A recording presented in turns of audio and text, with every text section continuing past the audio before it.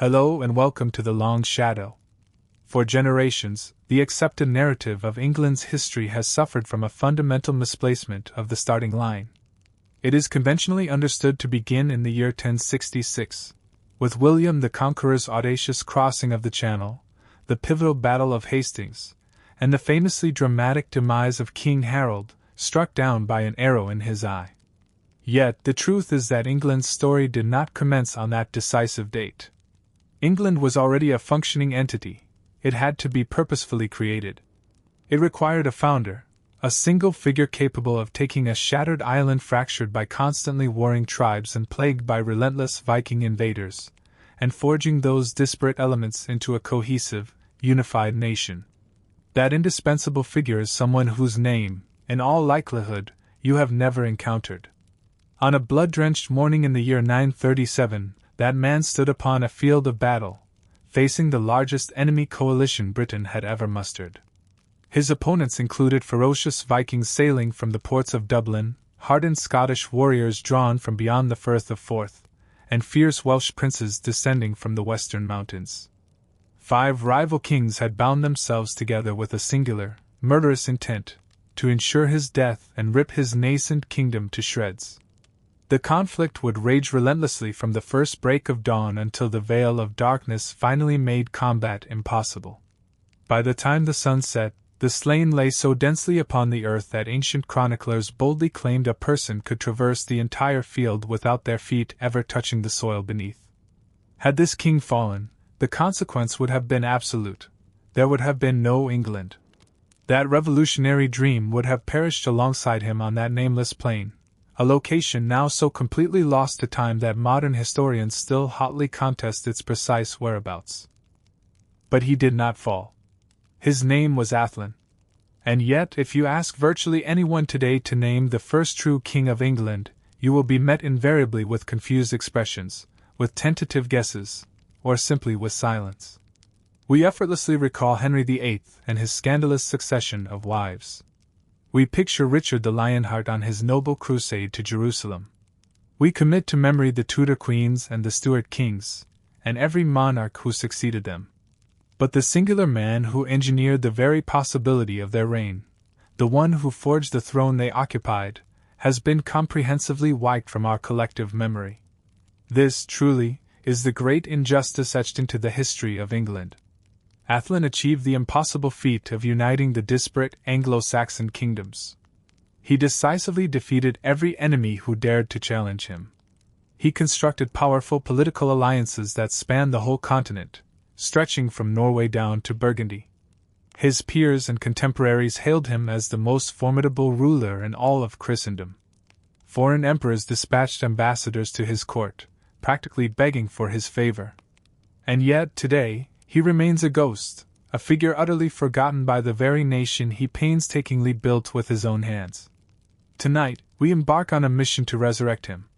We will trace the arc of his life, beginning with a birth so scandalous that many questioned his very right to live, moving through the epic battles that determined the fate of nations, and concluding with a death that left behind an enduring and foundational legacy that shapes modern Britain. Before we commence this remarkable journey together, I would be extremely grateful if you would pause for a brief moment to like this video and subscribe to the channel. These small gestures of support are what enable me to continue dedicating my time to uncovering and sharing these critical, forgotten stories. As always, I am also genuinely curious to know where in the world you are watching from tonight, and what hour it currently is where you are. Please leave a note in the comments section. I personally read every single one. And now, please settle in. Allow the clamor and noise of the modern world to fully recede, and let us journey back to an age characterized by burning monasteries, terrifying Viking longships, and the violent, arduous forging of a nation. However, to truly comprehend the man who would ultimately be crowned the first king of England, we must begin by understanding the shattered, volatile world into which he first drew breath. In the 9th century, the political entity we know as England simply did not exist. The island of Britain was a fragmented patchwork, a volatile collection of rival petty kingdoms, each fiercely protective of its independence and deeply suspicious of its immediate neighbors. To the south lay Wessex, the resilient kingdom of the West Saxons, its lands stretching from the iconic chalky cliffs of the southern coast deep into the rolling hills of the interior. North of Wessex was Mercia, the formidable power of the Midlands, whose rulers had, at one time, asserted supremacy over all English-speaking peoples. To the east lay East Anglia, a relatively prosperous realm characterized by extensive fenlands and highly fertile fields. And finally, far to the north, situated beyond the great river Humber, was Northumbria, a powerful kingdom boasting a proud history of saints and scholars, whose renowned monasteries house priceless treasures of gold and ancient learning. Despite sharing a common language, worshipping the same Christian God, and claiming a common ancestry tracing back to the Germanic migration centuries before, these four kingdoms were locked in perpetual conflict. Their kings engaged in ceaseless scheming and fighting, forging alliances only to swiftly betray them, seizing territory only to inevitably lose it once more. To anyone living in that era, the very notion that these constantly warring realms might one day be united under a single crown would have been dismissed as utterly preposterous. And then, destiny arrived in the form of the Vikings. It began quietly, with a single, isolated raid. In the year 793, Scandinavian warriors suddenly descended upon the holy island of Lindisfarne, situated off the Northumbrian coast. They brutally sacked the monastery, slaughtered the defenseless monks, and stole the magnificent treasures that generations of the pious had painstakingly accumulated. The surviving Anglo-Saxon chronicle recorded the horror with apocalyptic language, describing whirlwinds and lightning, fiery dragons seen flying through the sky, followed by the arrival of the heathen men who utterly destroyed God's church with plunder and merciless slaughter. Initially, these invaders were merely seasonal raiders. They arrived during the calmer summer months, struck with devastating speed, and retreated quickly with their loot before the onset of dangerous winter storms. However, as decades passed, the raids escalated, growing exponentially bolder, larger, and far more frequent. Monasteries were continually set ablaze. Key towns were systematically sacked. Coastal communities existed in a state of perpetual dread, their eyes fixed anxiously on the horizon, fearful of the inevitable appearance of the dragon-headed longships. Then, in the year 865, the dynamic of the island fundamentally changed. A massive, unprecedented force landed on the shores of East Anglia. The terrified Anglo-Saxons instantly dubbed it the Great Heathen Army, understanding immediately that these invaders had not come merely to raid. They had come to conquer and settle. Reputedly led by the formidable sons of the legendary Viking chieftain Ragnar Lothbrok, this army initiated a systematic and brutal campaign of conquest. They operated with terrifying military efficiency, skillfully exploiting the deep divisions plaguing the Anglo-Saxon kingdoms and turning the ancient rivalries against the defenders. Within scarcely a decade, they achieved what had previously been unthinkable. One after another, the great Anglo-Saxon kingdoms collapsed. East Anglia was ruthlessly conquered and its king martyred. Northumbria was utterly shattered, its royal line extinguished forever. Mercia was reduced to a truncated rump state, its valuable eastern territories mercilessly carved up and settled by Danish warriors.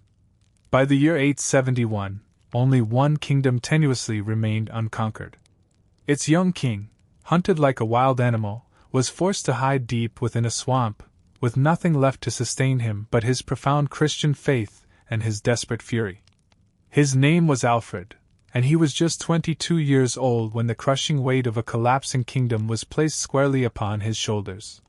He was the most unlikely candidate for the crown. As the fifth son of King Ethelwulf of Wessex, he had 4 elder brothers who originally stood between him and the throne. But tragically, one by one his brothers perished, some dying heroically in battle, others succumbing to illness, and each death left the reeling kingdom more battered and vulnerable than before.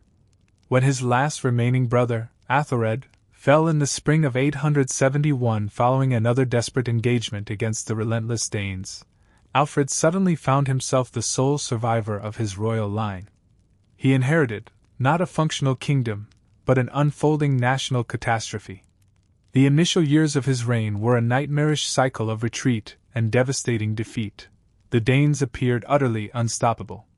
Alfred frantically bought what little time he could, using payments of silver, agreeing to fragile and hollow treaties, resorting to anything that might postpone the inevitable final collapse. By the bitter winter of 878, he had been completely driven out of his own capital. Accompanied by only a small, fiercely loyal group of followers, he fled deep into the Somerset marshes, taking refuge in the secluded wetlands at a remote place called Athelney. It was here, as the famous, charming legend tells it, that a peasant woman unknowingly scolded the fugitive king for carelessly allowing her cakes to burn. Regardless of the story's veracity, it perfectly encapsulates the desperate reality of his plight. The once proud king of Wessex reduced to a hunted fugitive hiding in the freezing swamps.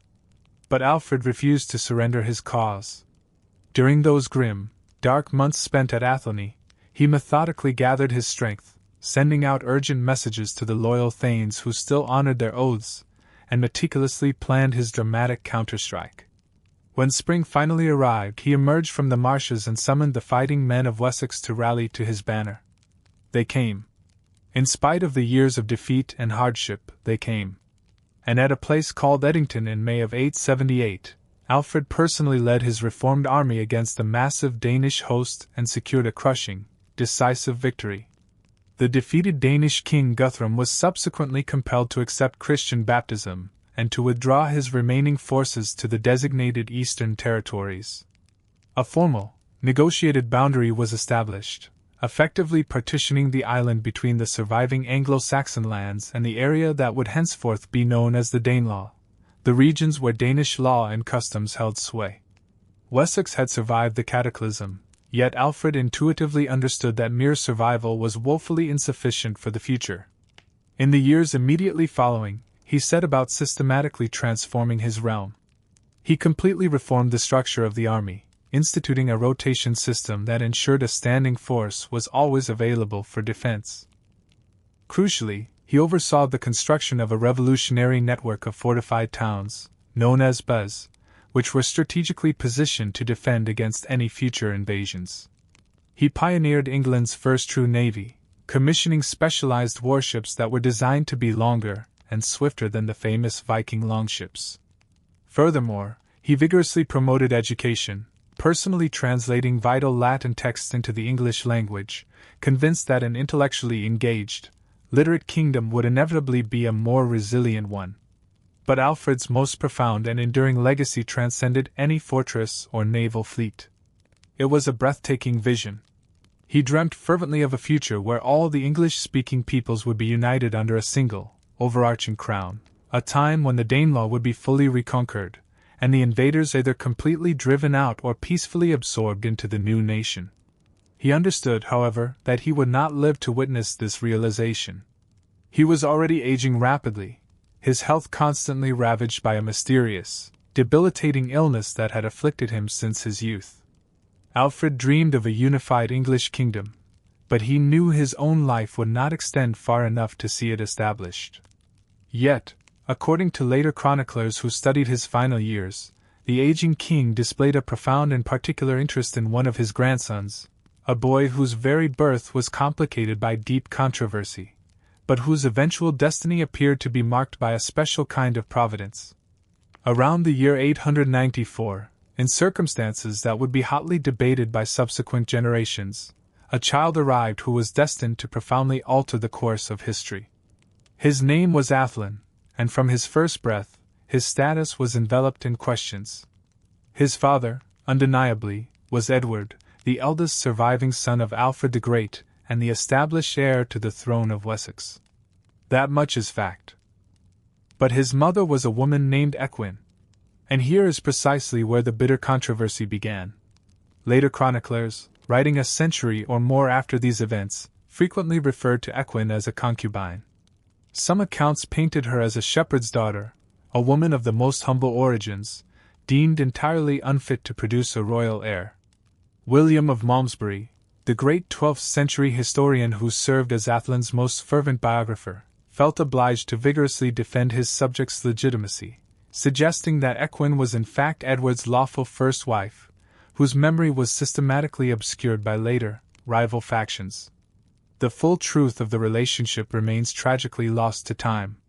What is undeniable is that Equin's ambiguous status created sufficient uncertainty to plague Æthelstan's life. Edward went on to marry multiple times, first to the noblewoman Elflade, and later to Egifu. These subsequent wives hailed from immensely powerful, respected families. Their sons enjoyed the unquestioned legitimacy afforded by recognized royal marriages. But Æthelstan, the firstborn, would forever exist beneath the shadow cast by his mother's uncertain and disputed position.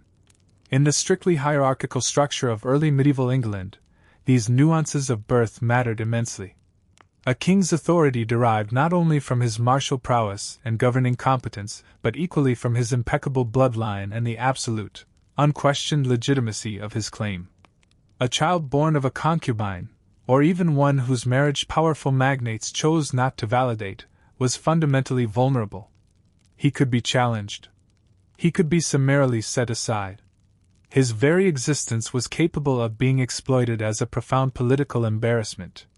Consequently, throughout his entire life, Æthelstan would contend with persistent whispered doubts concerning his true right to rule.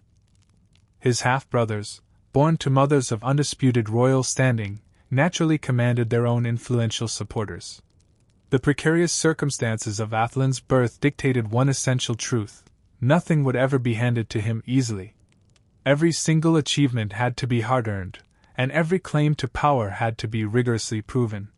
While another prince might have relied solely on the inherent, unquestioned prestige of royal blood, Æthelstan was forced to demonstrate, time and time again, that he was undeniably worthy of wearing the crown. This immense pressure could easily have destroyed a weaker character. A lesser child might have been utterly crushed by the psychological weight of such doubt, accepting a resigned, subordinate role, perhaps fading into the convenient obscurity that claimed so many other inconvenient royal children. But Æthelstan was emphatically not a lesser child. In a society where the certainty of royal legitimacy was paramount, young Æthelstan carried the damaging stigma of his questionable birth. He could have been forgotten, discarded, or pushed aside in favor of his more securely legitimate half-brothers. Yet, his grandfather, Alfred the Great himself, saw a certain quality in this boy that eluded everyone else. The old king was nearing his end. Alfred the Great, the legendary figure who had literally saved the English people from complete annihilation, was entering his final years. His health, which had never been robust, was rapidly failing. The mysterious, debilitating illness that had tormented him for decades was finally claiming its ultimate victory. But even in his decline, there remained critical work to finish, legacies to secure, and a powerful dynasty to firmly establish. According to William of Malmesbury, who wrote more than 2 centuries later but relied on venerable traditions preserved at the monasteries Alfred had favored, the aging sovereign summoned his young grandson to court. Æthelstan was merely 4 or 5 years old, hardly more than a toddler. Yet, Alfred considered it vital to honor the boy with a spectacular ceremony, the memory of which would resonate down through the centuries. Before the assembled nobles of Wessex, the powerful magnates who governed the kingdom and commanded its military forces, Alfred ceremoniously invested the small child with the unmistakable accoutrements of a warrior. He carefully draped a magnificent scarlet cloak around the boy's tiny shoulders, a garment of royal, purple-tinged red, the color traditionally associated with kingship.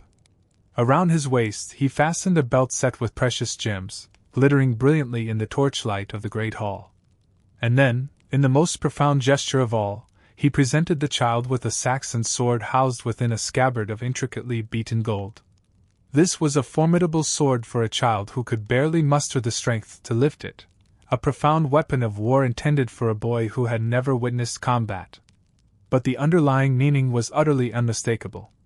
In the charged, symbolic language of the age, Alfred was publicly designating this particular grandson for future greatness.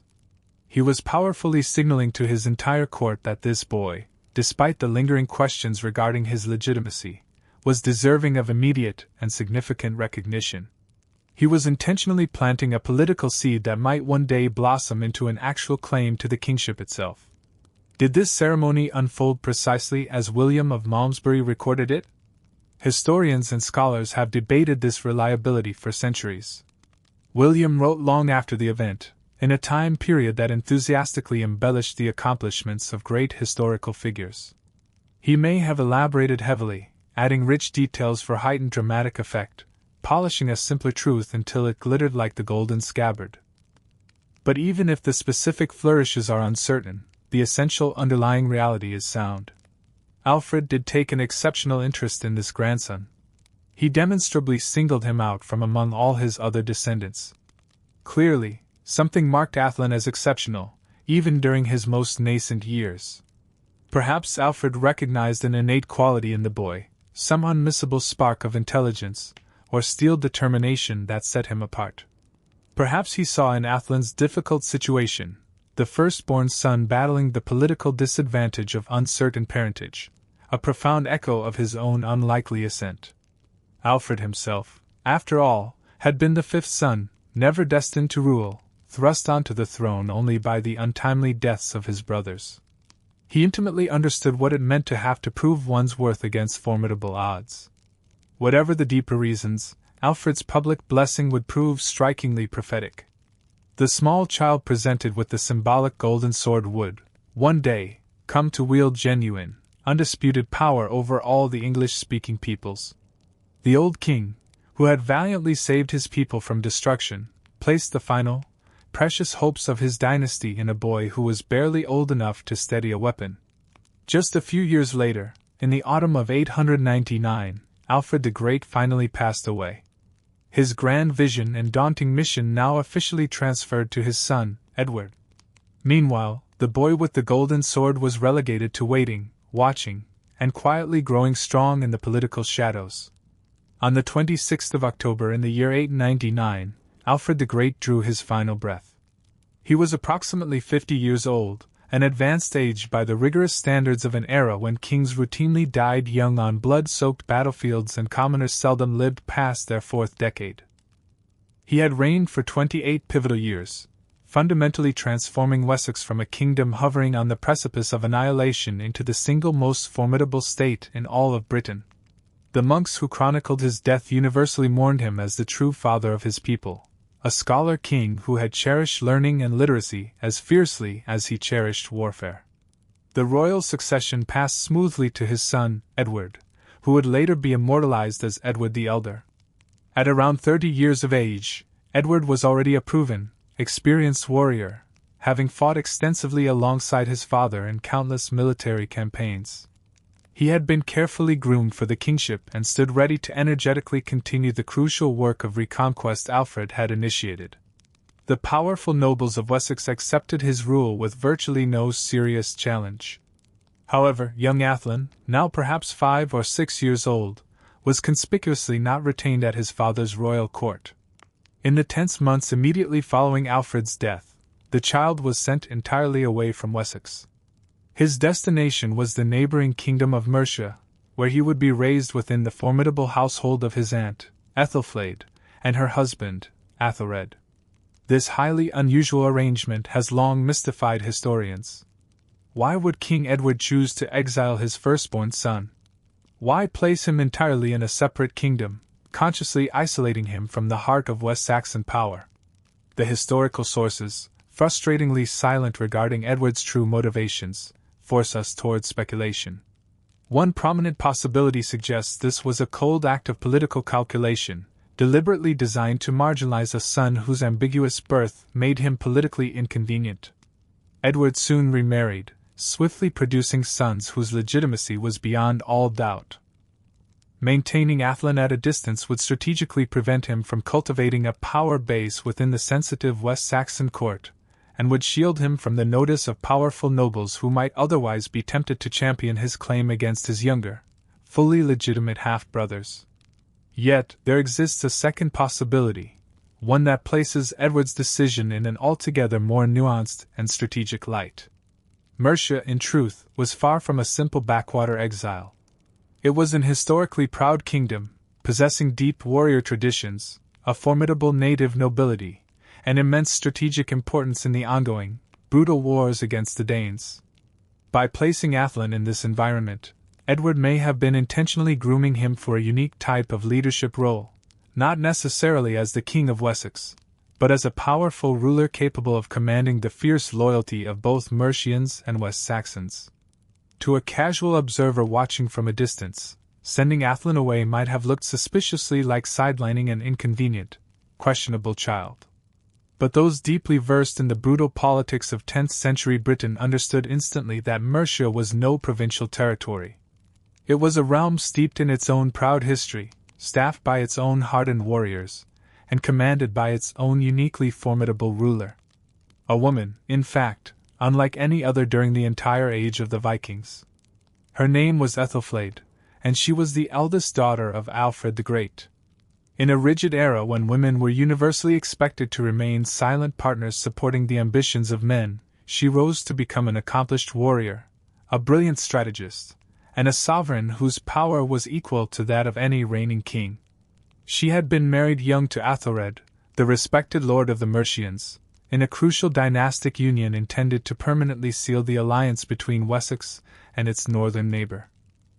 This marriage successfully served its political purpose, firmly binding the two Anglo-Saxon kingdoms together against their mutual Viking foes.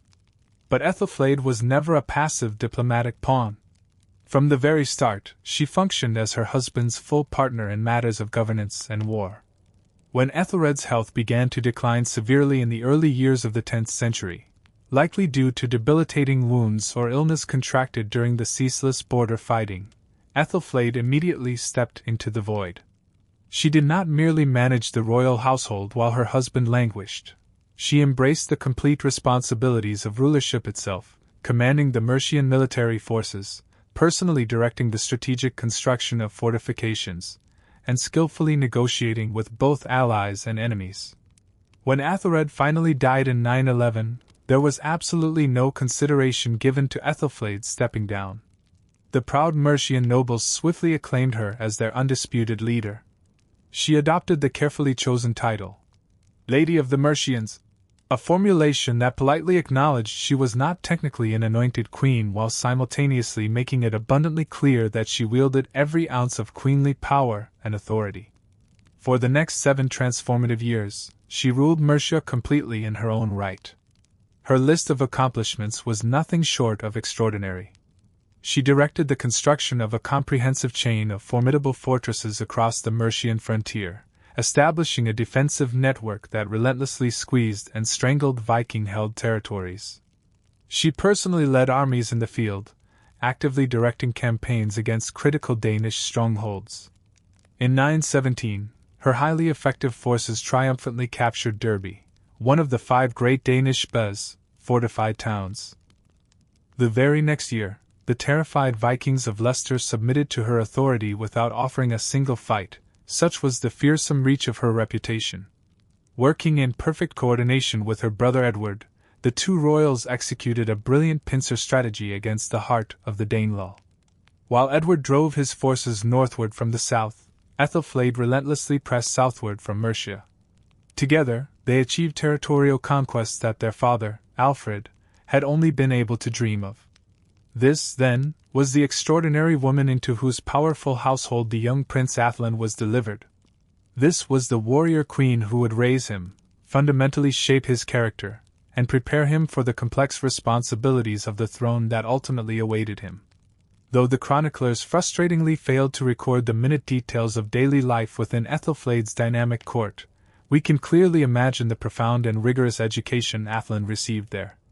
He would have watched his aunt effortlessly command the fierce loyalty of proud Mercian warriors, men who followed her not due to political necessity but because they genuinely believed in her vision and capability. He would have learned firsthand that true power was derived not merely from the accident of noble birth, but from demonstrated competence, from the ability to decisively lead men, and from the unwavering resolve required to make agonizingly difficult decisions. Crucially, he would have witnessed a woman wielding supreme authority in a world overwhelmingly dominated by men, thereby shattering every expectation regarding what a female ruler could possibly achieve. Under Æthelflæd's demanding tutelage, Æthelstan absorbed not only the essential arts of warfare but also the far more complex arts of governance, how to skillfully command the loyalty of fiercely independent Mercian nobles, the engineering required to construct impenetrable fortresses, and the imperative need to think strategically across vast distances. She was actively preparing him for something momentous. And there, in the great hall of her court, surrounded by veteran Mercian warriors who owed him absolutely nothing based on his West Saxon bloodline, the young boy quietly began the transformation into a king. For nearly 2 decades, spanning from approximately 899 to 918, Æthelstan matured into manhood within the prestigious halls of Mercia. These were his crucial formative years, the period that would ultimately shape the kind of king he would become. They granted him a singular advantage that no other ruler of his dynasty had yet possessed: a deep, true understanding of both the West Saxon and the Mercian halves of the entity that would eventually become England. His education in Mercia was comprehensive. Like every prince of his era, he was rigorously trained in the arts of war. He learned the skills necessary to ride and command a warhorse, to fight effectively with sword and shield, and crucially, how to stand firm in the brutal, grinding formation of the shield wall, where battles were decided by merciless, face-to-face combat.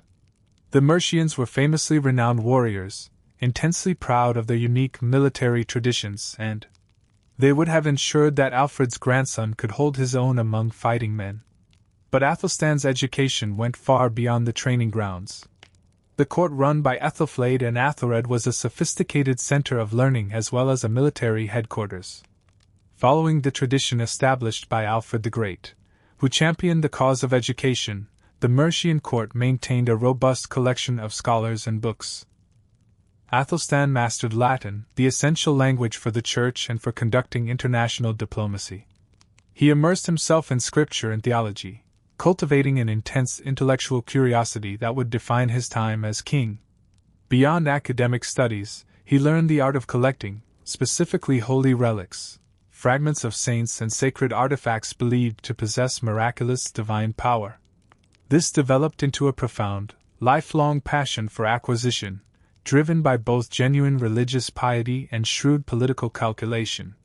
In an era where spiritual belief was as crucial to governance as military might, the possession of the most venerable relics conferred undeniable spiritual and political authority upon the ruler.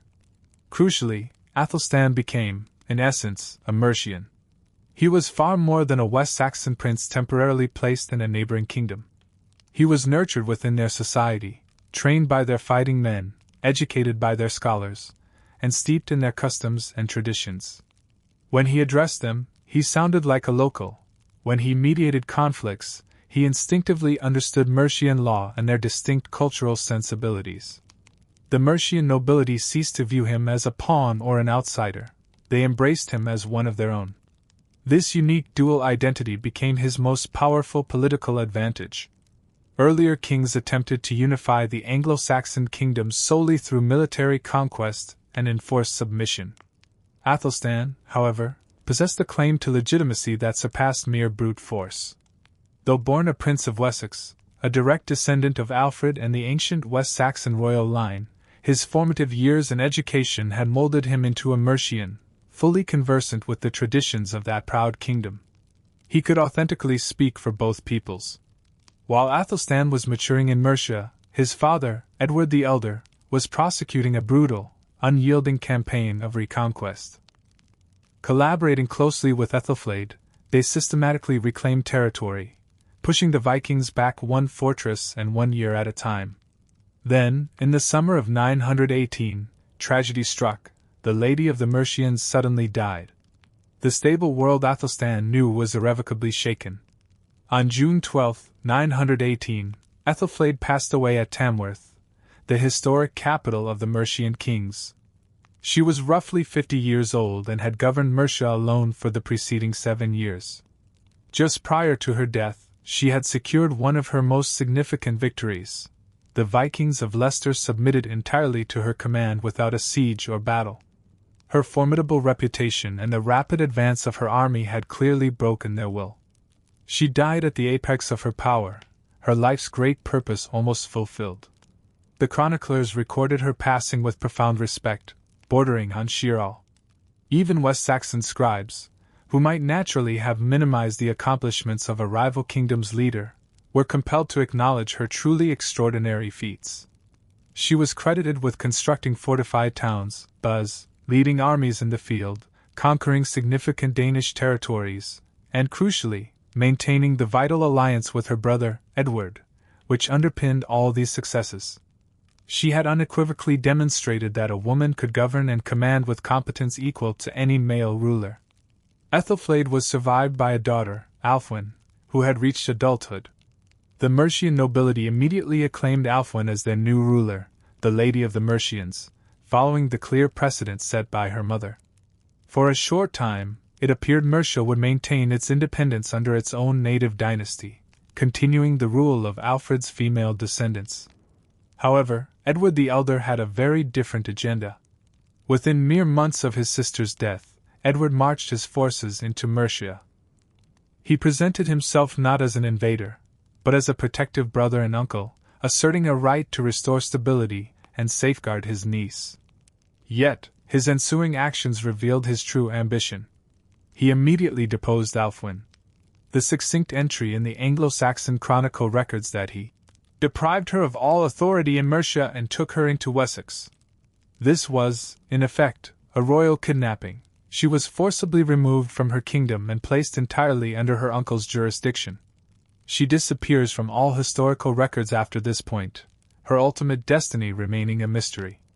With Ælfwine eliminated, Edward swiftly annexed Mercia into his own West Saxon domain.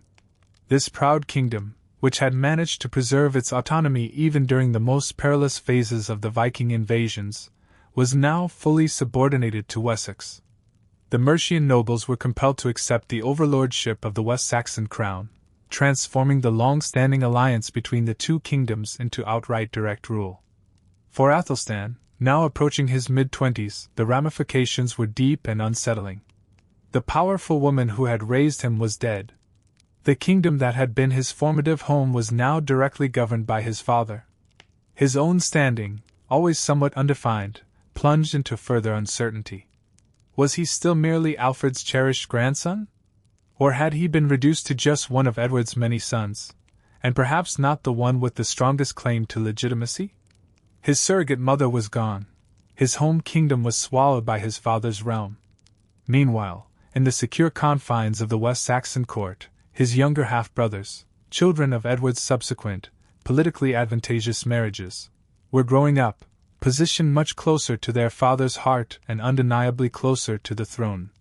For 25 years, Edward the Elder prosecuted an unrelenting military campaign. He was not a monarch interested in détente or negotiated compromise.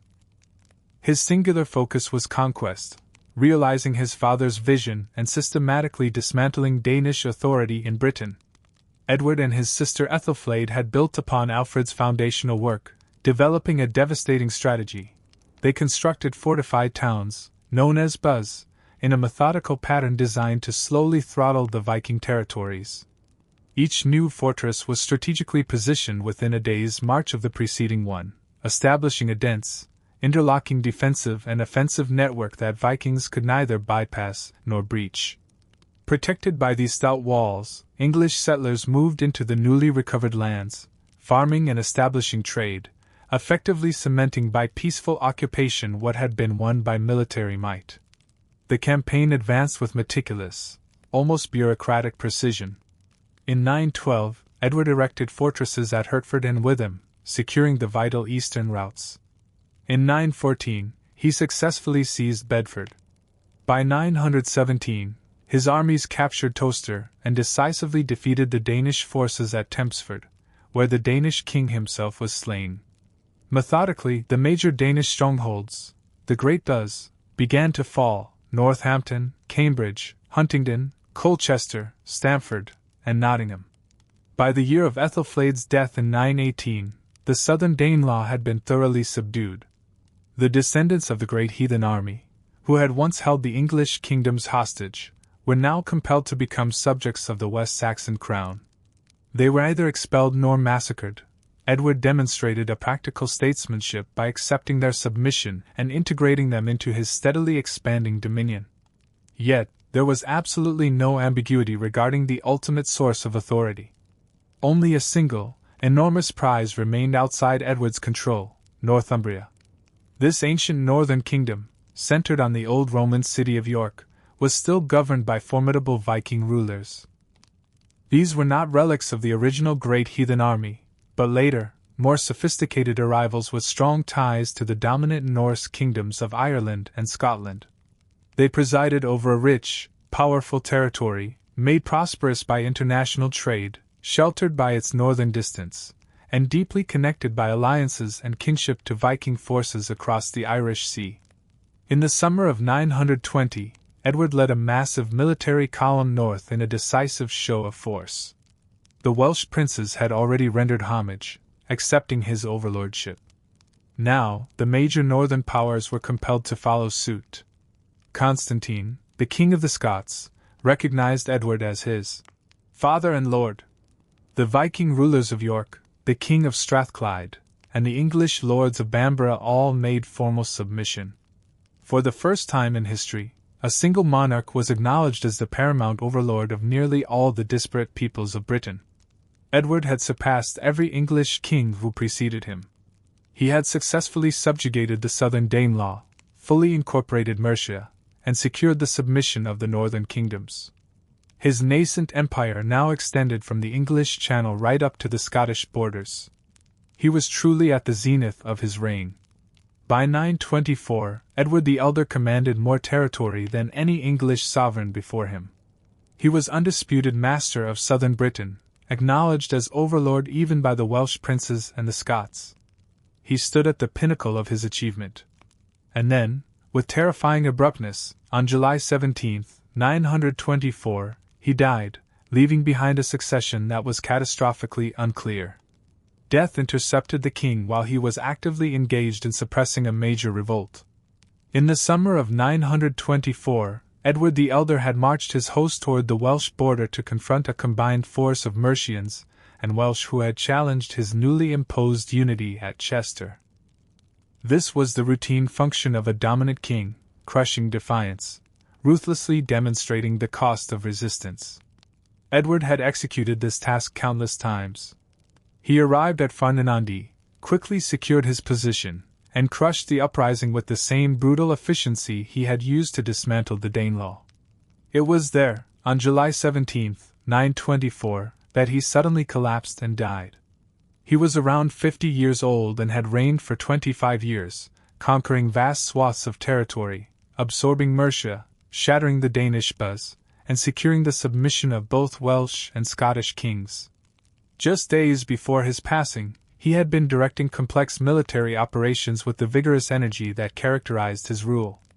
There was no warning, no period of debilitating sickness, and no opportunity to prepare for succession.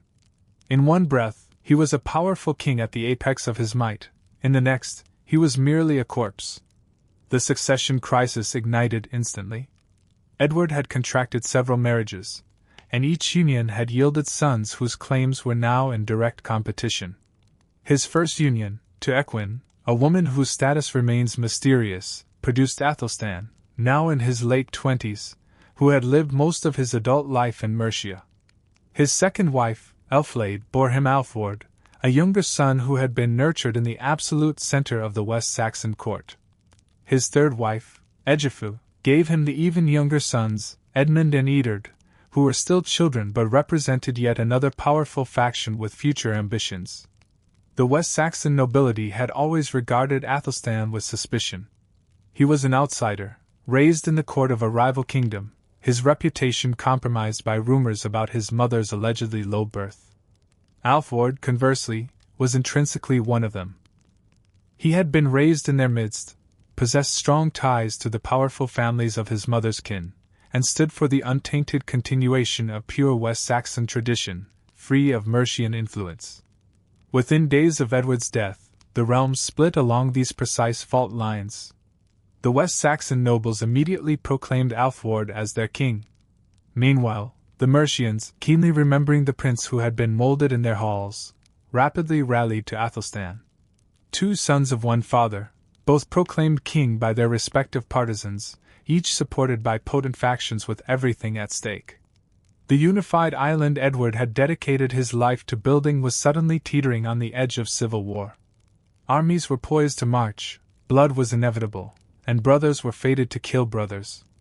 Two brothers, two competing claims, two hostile factions. The West Saxons stood behind Ælfweard, their locally raised prince. The Mercians flocked to Æthelstan, the leader who had matured in their own royal residence. Bloodshed seemed a certainty. But fate intervened in a manner both swift and profoundly disturbing. 16 days.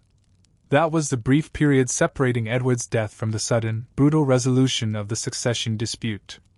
The circumstances of that resolution have haunted historians for more than a millennium. Ælfweard, the West Saxon candidate, the young prince who blocked Æthelstan's path to absolute power, died around August 2, 924. He had been king of Wessex for barely 2 weeks. Some records suggest he died in Oxford, others omit a location entirely. Crucially, none of them offer any explanation for why a healthy young man in the prime of life should suddenly stop breathing. Was it natural illness? The summer season frequently brought fevers and outbreaks of plague, and even royalty were vulnerable to the unseen killers that ravaged communities without warning. Could it have been an accident? The life of a warrior prince was inherently dangerous. Hunting, rigorous riding, martial training, a sudden fall from a horse, a minor wound that festered, or a seemingly insignificant blow to the head could prove lethal. Or was it poison? The highly convenient elimination of a major rival at the exact moment his survival guaranteed civil war is precisely the kind of coincidence that drives suspicious minds toward darker, more calculated explanations. We possess no certainty. The chroniclers, normally meticulous in documenting the demise of kings, are eerily silent regarding the specifics. They merely state that Ælfweard died, that he was interred at Winchester, the revered royal mausoleum of the West Saxon kings, and then they quickly shift focus, seemingly anxious to put this deeply unsettling episode behind them. What remains indisputable is that Ælfweard's demise instantly reshaped the political map. The West Saxon faction was decapitated, deprived of its chosen leader. No other legitimate alternative existed around whom opposition to Æthelstan could feasibly unite. The route to the throne, previously obstructed by a solid wall of West Saxon resistance, was now suddenly accessible. Yet, accessible is not the same as uncontested. The powerful nobles who had opposed Æthelstan did not simply dissipate following their candidate's death. Their suspicions lingered. Their deep-seated resentment of this Mercian-educated prince, whose mother's origins were still questioned, persisted. Their fear that he would prioritize Mercian interests above traditional West Saxon institutions remained potent. While they could no longer outright prevent his ascension, they could certainly impose delays, negotiate terms, and extract significant promises and concessions. And delay they did.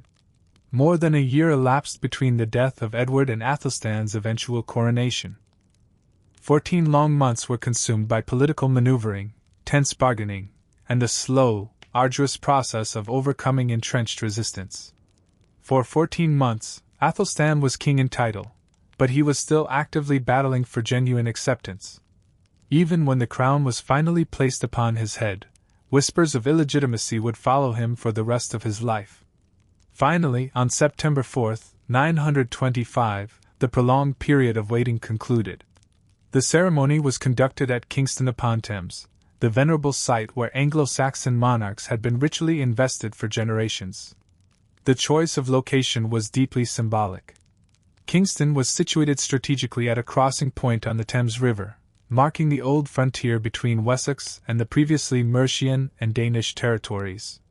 It served as meticulously chosen neutral ground, allowing the new king to assert authority over all his varied peoples without overtly favoring one domain over the others.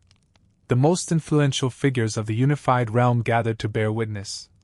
West Saxon nobles who had steadfastly opposed Æthelstan for those 14 months stood shoulder to shoulder with the Mercian lords who had supported him since the beginning. Bishops and abbots arrived from every corner of the vast kingdom, lending the full spiritual authority of the Church to the event. Foreign ambassadors observed the proceedings from places of honor, ready to carry news of the new king's consecration back to their royal patrons across the continent. The coronation ceremony itself was an elaborate, carefully orchestrated masterwork of political and religious theater. Æthelstan was anointed with sacred chrism oil by the Archbishop of Canterbury, a holy act designed to transform a mere mortal into God's divinely chosen vessel. This transcended a simple political crowning. It was a profound religious consecration, broadcasting the message that Æthelstan's right to rule stemmed not from his potentially dubious parentage, but from indisputable divine selection. Whatever rumors circulated about his mother, the Church declared that God himself had designated him king. The Archbishop placed the crown upon his head. A ring, symbolizing his marriage to the kingdom, was slipped onto his finger. A sword was fastened to his hip, a solemn reminder that a king must fiercely protect his people. Finally, a scepter, the emblem of ultimate royal authority, was pressed into his hand. With the bestowal of each piece of regalia, the transformation was complete. The boy of questionable birth, the prince educated in a rival court, the man who had patiently waited while others schemed to claim his birthright, was now undeniably and irrevocably the king. He was approximately 30 years old. He had spent his entire life preparing and waiting for this single moment, yet he understood, even as the celebratory shouts resonated through the hall at Kingston, that his true labor was just commencing. The realm he had inherited was colossal by the standards of previous monarchs, but it was not yet the unified entity known as England. Wessex and Mercia were fused under his sovereignty, the southern Danelaw was absorbed, and the Welsh princes rendered homage. However, far to the north, across the River Humber, the ancient kingdom of Northumbria remained firmly in Viking control.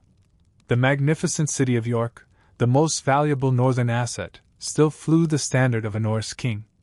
Æthelstan sat upon his newly consecrated throne, crowned and anointed, but he was keenly aware that his kingdom was fundamentally incomplete. Beyond the Humber River, the Vikings reigned supreme from the historic bastion of York.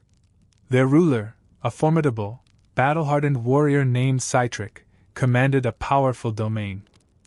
If Æthelstan intended to fulfill the unifying vision of his grandfather, Alfred, he recognized that he must urgently confront the northern powers.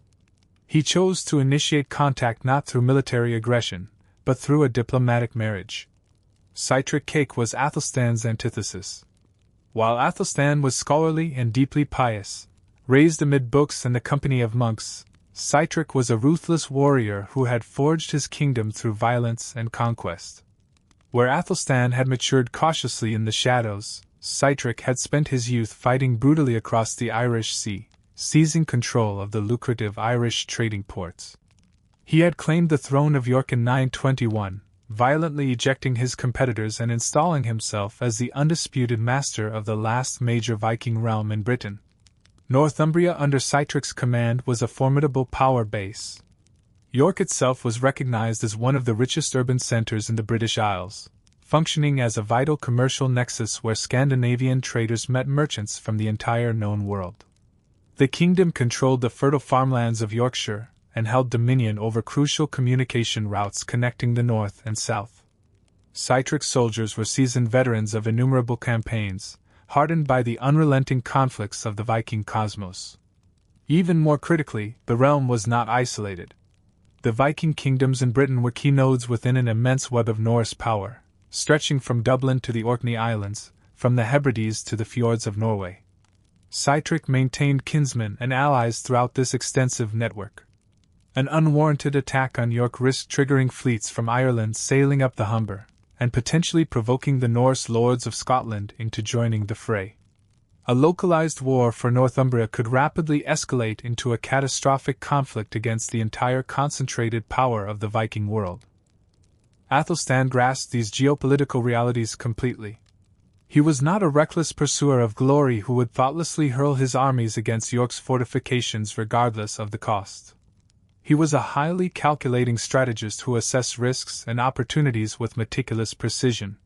Direct military conquest was certainly achievable, but it guaranteed a bloody and uncertain conflict that might well unravel the fragile political stability he had just attained.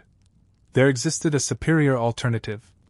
Æthelstan possessed one vital commodity that Sihtric urgently required: legitimacy. Despite Sihtric's immense military might, he remained an external force in Britain, a foreign warlord governing a populace that still held memories of their indigenous Christian Northumbrian kings. An official alliance with the dominant ruler south of the Humber would dramatically reinforce Sitric's shaky position, guarantee secure borders, and afford him recognition among the established Christian powers of the island. In 926, the strategic pact was finalized. Æthelstan offered one of his half-sisters in marriage to Sitric. In return, the Viking king consented to baptism into the Christian faith and formally recognized a binding relationship of peace with his new brother-in-law. It was an act of diplomacy at its most cynical and cold-blooded, a royal woman exchanged for geopolitical stability, a marriage bed traded for the immediate security of a dangerous border. The marriage alliance was a definitive masterstroke of calculated diplomacy. With Sitric now tied to him through kinship, Æthelstan had successfully secured his northern frontier, allowing him to concentrate on the essential task of consolidating the remainder of his sprawling realm. However, fate had prepared a harsh surprise. Less than 12 months after the royal wedding, Sitric was dead, and the peace treaty he had guaranteed vanished with him. Sitric died in 927. The historical chronicles remain silent regarding the cause or circumstances of his death. He was certainly not an elderly man. He had possessed the vigor to seize his throne violently, take a young bride, and rule his chaotic kingdom with unyielding severity. And then, he was simply, irrevocably gone. His sudden death immediately plunged Northumbria into severe political chaos. Sitric had sons from a previous marriage, but none were sufficiently powerful or positioned to assume control smoothly. The eldest, Olaf, was forced to escape across the water to Dublin, a major Viking stronghold, where he began plotting revenge and waiting for a chance to recover his patrimony. Sitric's brother, Guthfrith, mounted a desperate bid to seize the throne of York, hoping to maintain the kingdom under family control. Æthelstan did not dither, waiting to observe how the chaotic succession might naturally unfold. He had absorbed the lesson from his own long struggle for the throne. Hesitation was frequently fatal. Before Guthfrith could solidify his tenuous hold, before Olaf could raise and return with an army from Ireland, and before the various Viking lords of the north could commit their loyalties, Æthelstan launched his attack. His army executed a stunningly rapid march north. This was no tentative armed reconnaissance or diplomatic venture supported by military presence. This was a comprehensive, full-scale invasion, a campaign of swift conquest intended to resolve the protracted issue of Northumbria definitively. The military force Æthelstan commanded was overwhelming. The years of careful political and martial consolidation in the south had provided him with a unified army that no individual Viking chieftain could hope to withstand. Guthfrith faced an intractable dilemma. He could choose to fight, which meant almost certain death for himself, the slaughter of his warriors, and the complete annihilation of his ambitions. Or he could choose flight, preserving his life and maybe a chance for future vengeance. He chose the latter, escaping to Scotland where he immediately sought refuge with King Constantine. The great city of York simply opened its gates without necessitating a siege. The Danish jarls and Norse warriors who had governed the north for generations yielded submission to the southern king. For the first time since the Vikings seized it 2 generations prior, the ancient Roman metropolis of Eoforwic, York, the historic Christian capital of Northumbria, which had fostered some of the finest scholars of the early medieval world, was brought under the direct governance of an English monarch. It was a conquest that fundamentally redrew the political map of Britain. But Æthelstan recognized that political maps could be erased just as swiftly as they were inscribed. The north would not be genuinely conquered until it was truly pacified. The men who had submitted to him this summer might well rebel next spring should they perceive any faltering in his authority. Athlin had conquered York, but merely holding the city demanded a strategy far beyond pure military might. The north was culturally distinct, Scandinavian in character, deeply suspicious of rule emanating from the south, and intimately connected by bonds of blood and commerce to powerful Viking kingdoms across the Irish and North Seas. To decisively secure his momentous conquest, Athlin required the formal recognition of every established ruler in Britain, and he was prepared to command it.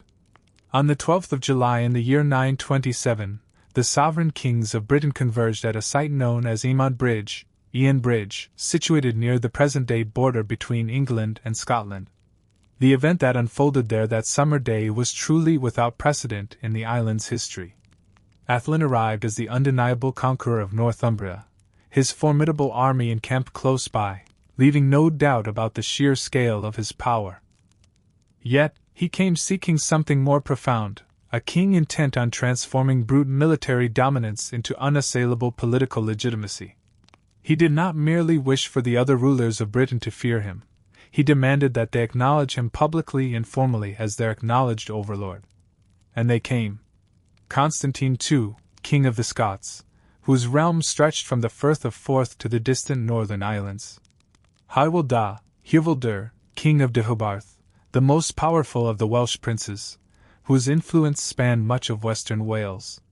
Ealdred, Lord of Bamborough, who governed the remaining English population of northern Northumbria, a group that had never fully submitted to Viking control. And Owain, King of Strathclyde, whose British kingdom occupied the critical lands around the River Clyde. One by one, these proud and independent rulers acknowledged Æthelstan as their superior. Although the precise words of their oaths are lost to history, the underlying meaning was crystal clear. They pledged to maintain the peace, they renounced any existing or future alliances with Æthelstan's enemies, and they formally accepted, both for themselves and their successors, a position subordinate to the King of the English. For Constantine, this act of submission must have been profoundly bitter. He was an aging king, a veteran of decades of relentless warfare, the ruler of a kingdom with its own ancient and storied traditions. To kneel before a man young enough to be his son, to accept the overlordship of a dynasty whose forebears had allegedly been hiding in the swamps of Somerset when his own ancestors ruled majestically from Edinburgh, was a humiliation that surely would not be forgotten. But he had, crucially, given shelter to the exiled Viking Guthfrith after the fall of York, and Æthelstan had sent an unmistakable message that defiance would be met with swift and crushing war. Prudence dictated immediate submission, pride demanded calculated patience. For Æthelstan, the gathering at Emont was the glorious culmination of everything his dynastic family had strived for. His grandfather, Alfred the Great, had famously dreamed of uniting all the English people and driving the Vikings from the land. His father, Edward the Elder, had largely conquered the Danelaw and absorbed the kingdom of Mercia. Now, Æthelstan had completed the colossal work. He ruled not just Wessex, or even merely England, but exercised an acknowledged, formal supremacy over the entire island of Britain. No previous ruler had ever achieved this sweeping level of authority. Not the Roman emperors who had only occupied the island's southern portions. Not the legendary kings of the Britons. Not the mighty Mercian overlords of previous centuries. Æthelstan stood alone, unequivocally paramount over all. Æthelstan stood at Emont Bridge as the recognized, paramount ruler of Britain, a position no king before him had secured. But submission that is given willingly is very different from submission that is kept under duress. The kings who knelt before him that summer day were proud men possessing long, unforgiving memories. They had yielded to his manifest power, not his intrinsic legitimacy, and they were already watching intently, waiting for any conceivable sign of weakness. The gradual evolution of his royal titles clearly tells the story of this escalating ambition. In the early years of his reign, Æthelstan's charters referred to him simply as King of the Anglo-Saxons, the same relatively modest title his father and grandfather had used. But following the conquest of York and the solemn submission of the northern kings, the official language shifted dramatically.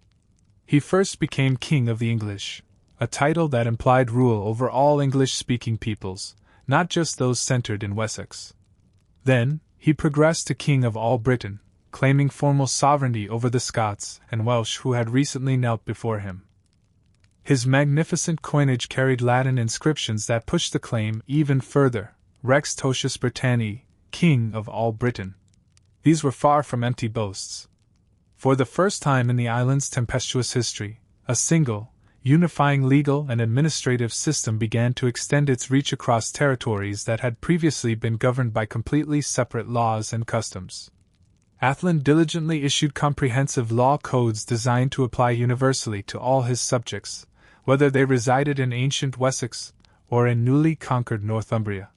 He established standardized weights and measures crucial for unified trade. Crucially, he mandated that every man in his kingdom must have a lord who would be held responsible for his behavior, thereby creating intricate chains of obligation that fundamentally bound the entire society together.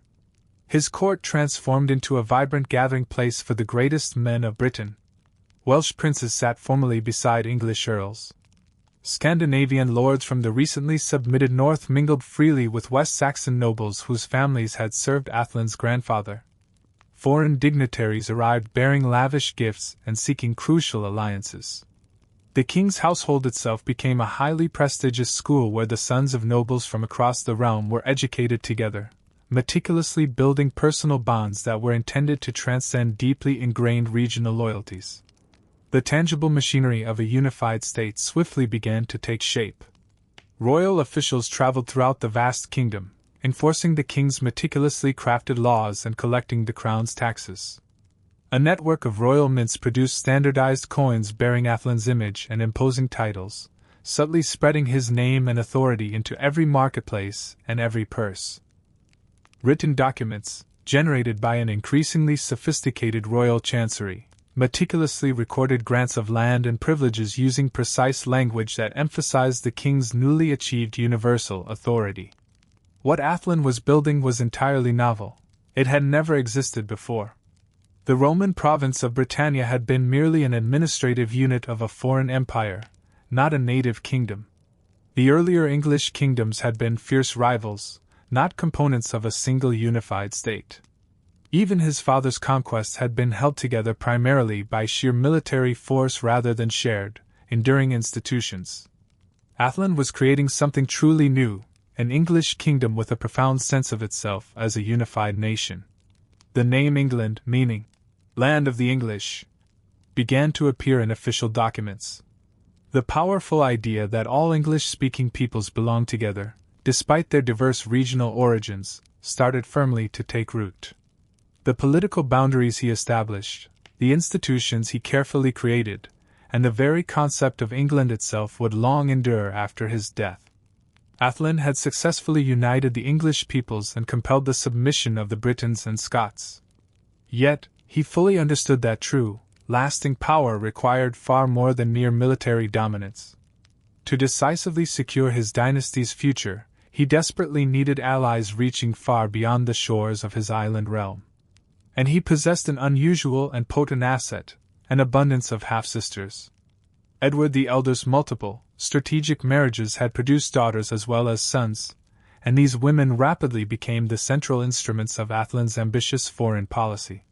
With icy calculation and strategic brilliance, he married them off to the most powerful ruling houses in Europe, meticulously building a complex web of alliances that transformed England from an obscure, isolated island kingdom into a major, respected player in continental politics.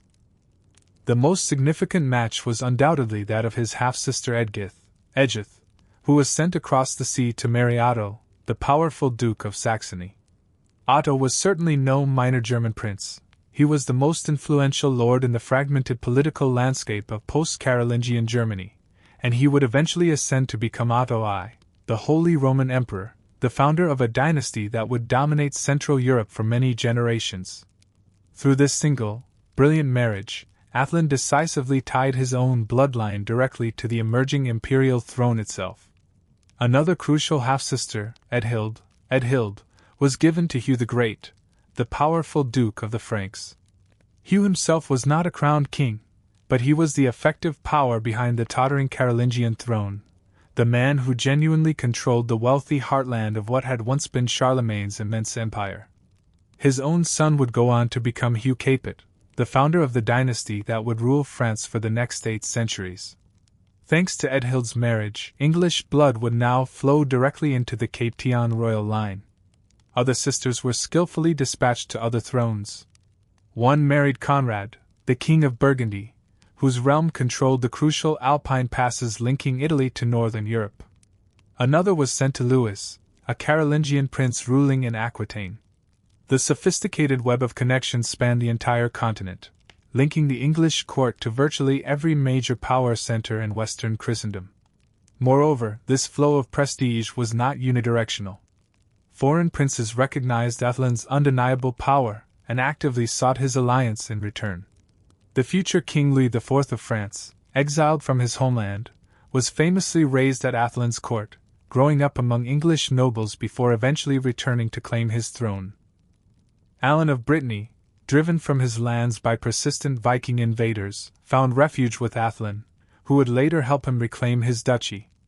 Håkon, the son of Harald Fairhair of Norway, was also fostered at the English court, creating powerful bonds that stretched even into the Scandinavian world. The diplomatic gifts that accompanied these exchanges were magnificent and numerous. Foreign rulers sent Æthelin precious holy relics, rare manuscripts, and weapons of legendary craftsmanship. A sword reputedly belonging to the Emperor Constantine arrived from the continent. Fragments of the True Cross and other sacred objects flowed into England, keenly feeding Æthelin's famous and intense passion for collecting. Through these intricate marriages and alliances, Æthelin had definitively positioned England at the geographical and political center of a vast European network of power. Æthelin's sisters carried English blood to the very thrones of Europe. His nephews would become emperors and kings.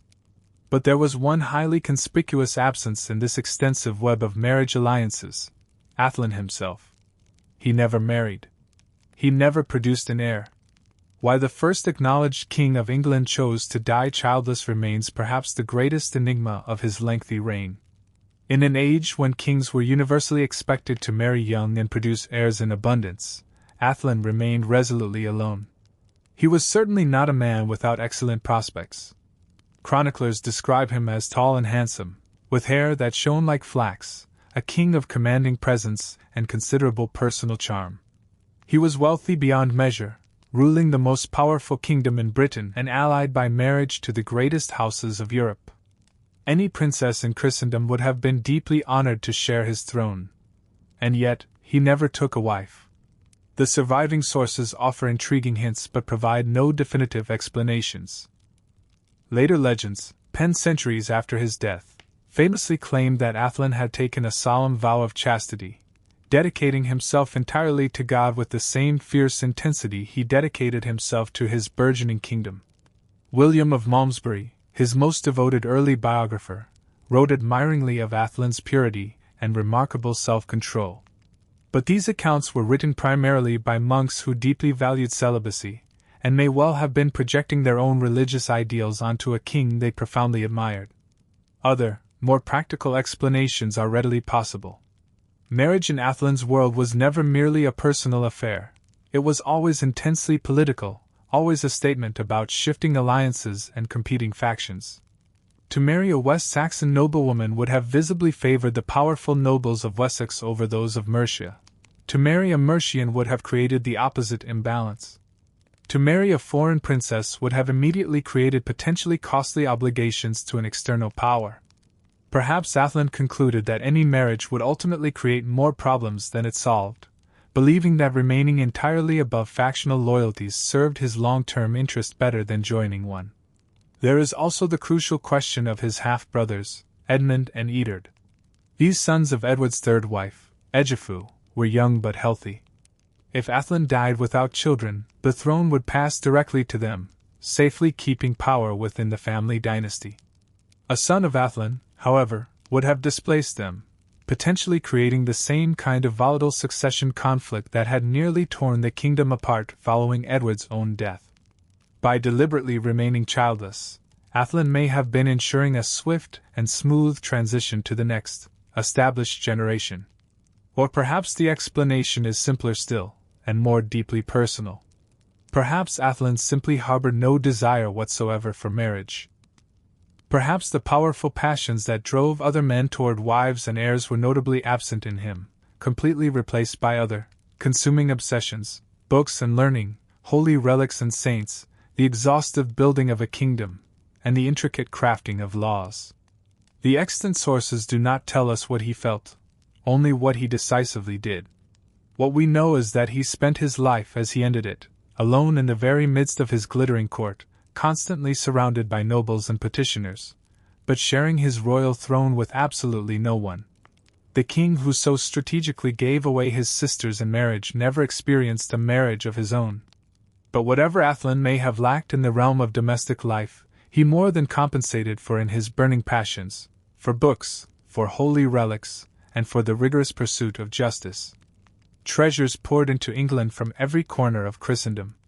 Æthelstan was a collector with an insatiable, systematic appetite, and his obsession focused sharply on two categories of objects: sacred relics and learned manuscripts. In both pursuits, he displayed the exact same systematic determination that had driven his rapid conquest of Northumbria and his masterful construction of European alliances. He gathered sacred and intellectual treasures as deliberately and strategically as he gathered political power. The relics he amassed were spectacular, flowing in from continental monasteries and from the sacred shrines of Rome itself. Fragments of the holy past flowed inexorably toward the English king, pieces of the true cross upon which Christ had died, a portion of the crown of thorns that had pierced his brow, fragments of the manger from Bethlehem, and even a piece of the stone upon which Jesus allegedly stood during his ascension. He acquired the sword of Constantine the Great, the legendary lance of Charlemagne, and bones and cloths and sacred objects associated with countless respected saints. To modern sensibilities, this collection might seem perhaps macabre or excessively superstitious. But in Æthelstan's 10th century world, relics represented concentrated holiness. They were points where the divine touched the material world. A king who possessed powerful relics possessed powerful channels of miraculous grace. His prayers would be heard. His kingdom would be protected. His enemies would face not just his army, but the spiritual wrath of the saints whose remains he personally guarded. Crucially, Æthelstan did not hoard these treasures. He distributed them strategically throughout his kingdom, generously gifting relics to churches and monasteries in every single region. Each gift bound the recipient institution firmly to the crown through powerful ties of gratitude and obligation. Each gift created a new center of sacred power that owed its newfound treasure directly to the king's generosity. It was an inseparable weaving together of genuine piety and shrewd politics. His collection of learned manuscripts was equally impressive. Books in the early 10th century were exceptionally rare and precious objects, each one painstakingly copied by hand onto expensive parchment. Æthelstan gathered them with a scholarly fervor that rapidly made his court a center of learning unmatched anywhere in Britain. He amassed illuminated gospel books, treatises on theology and history, scientific and medical texts. Works that had often been lost in the chaos of the Viking invasions now found safe new homes in the specialized libraries Æthelstan assembled. He himself was learned, reportedly able to read Latin fluently, and was personally engaged with the intellectual life of his court. Foreign scholars journeyed to England knowing they would find a patron who valued their rigorous work. The king's household functioned as a kind of royal academy where the leading minds of the age gathered, debated, and produced new works of scholarship. This level of intellectual commitment was not the behavior typically expected of a harsh warrior king in the brutal world of the 10th century. Yet, Æthelstan was never content to be merely a warrior. He understood that enduring power rested on deep legitimacy, that legitimacy required the crucial support of the Church, and that the Church valued learning and piety above all else. His collections were certainly expressions of genuine personal devotion, but they were also calculated investments in the vital ideological foundations of his rule. Æthelstan filled his churches with powerful holy relics and his court with learned men of distinction. But he was also, and perhaps most importantly, a profound maker of sacred law. And the detailed laws he created would shape the fundamental framework of English justice for centuries to come. No king before him had committed so many regulatory words to parchment.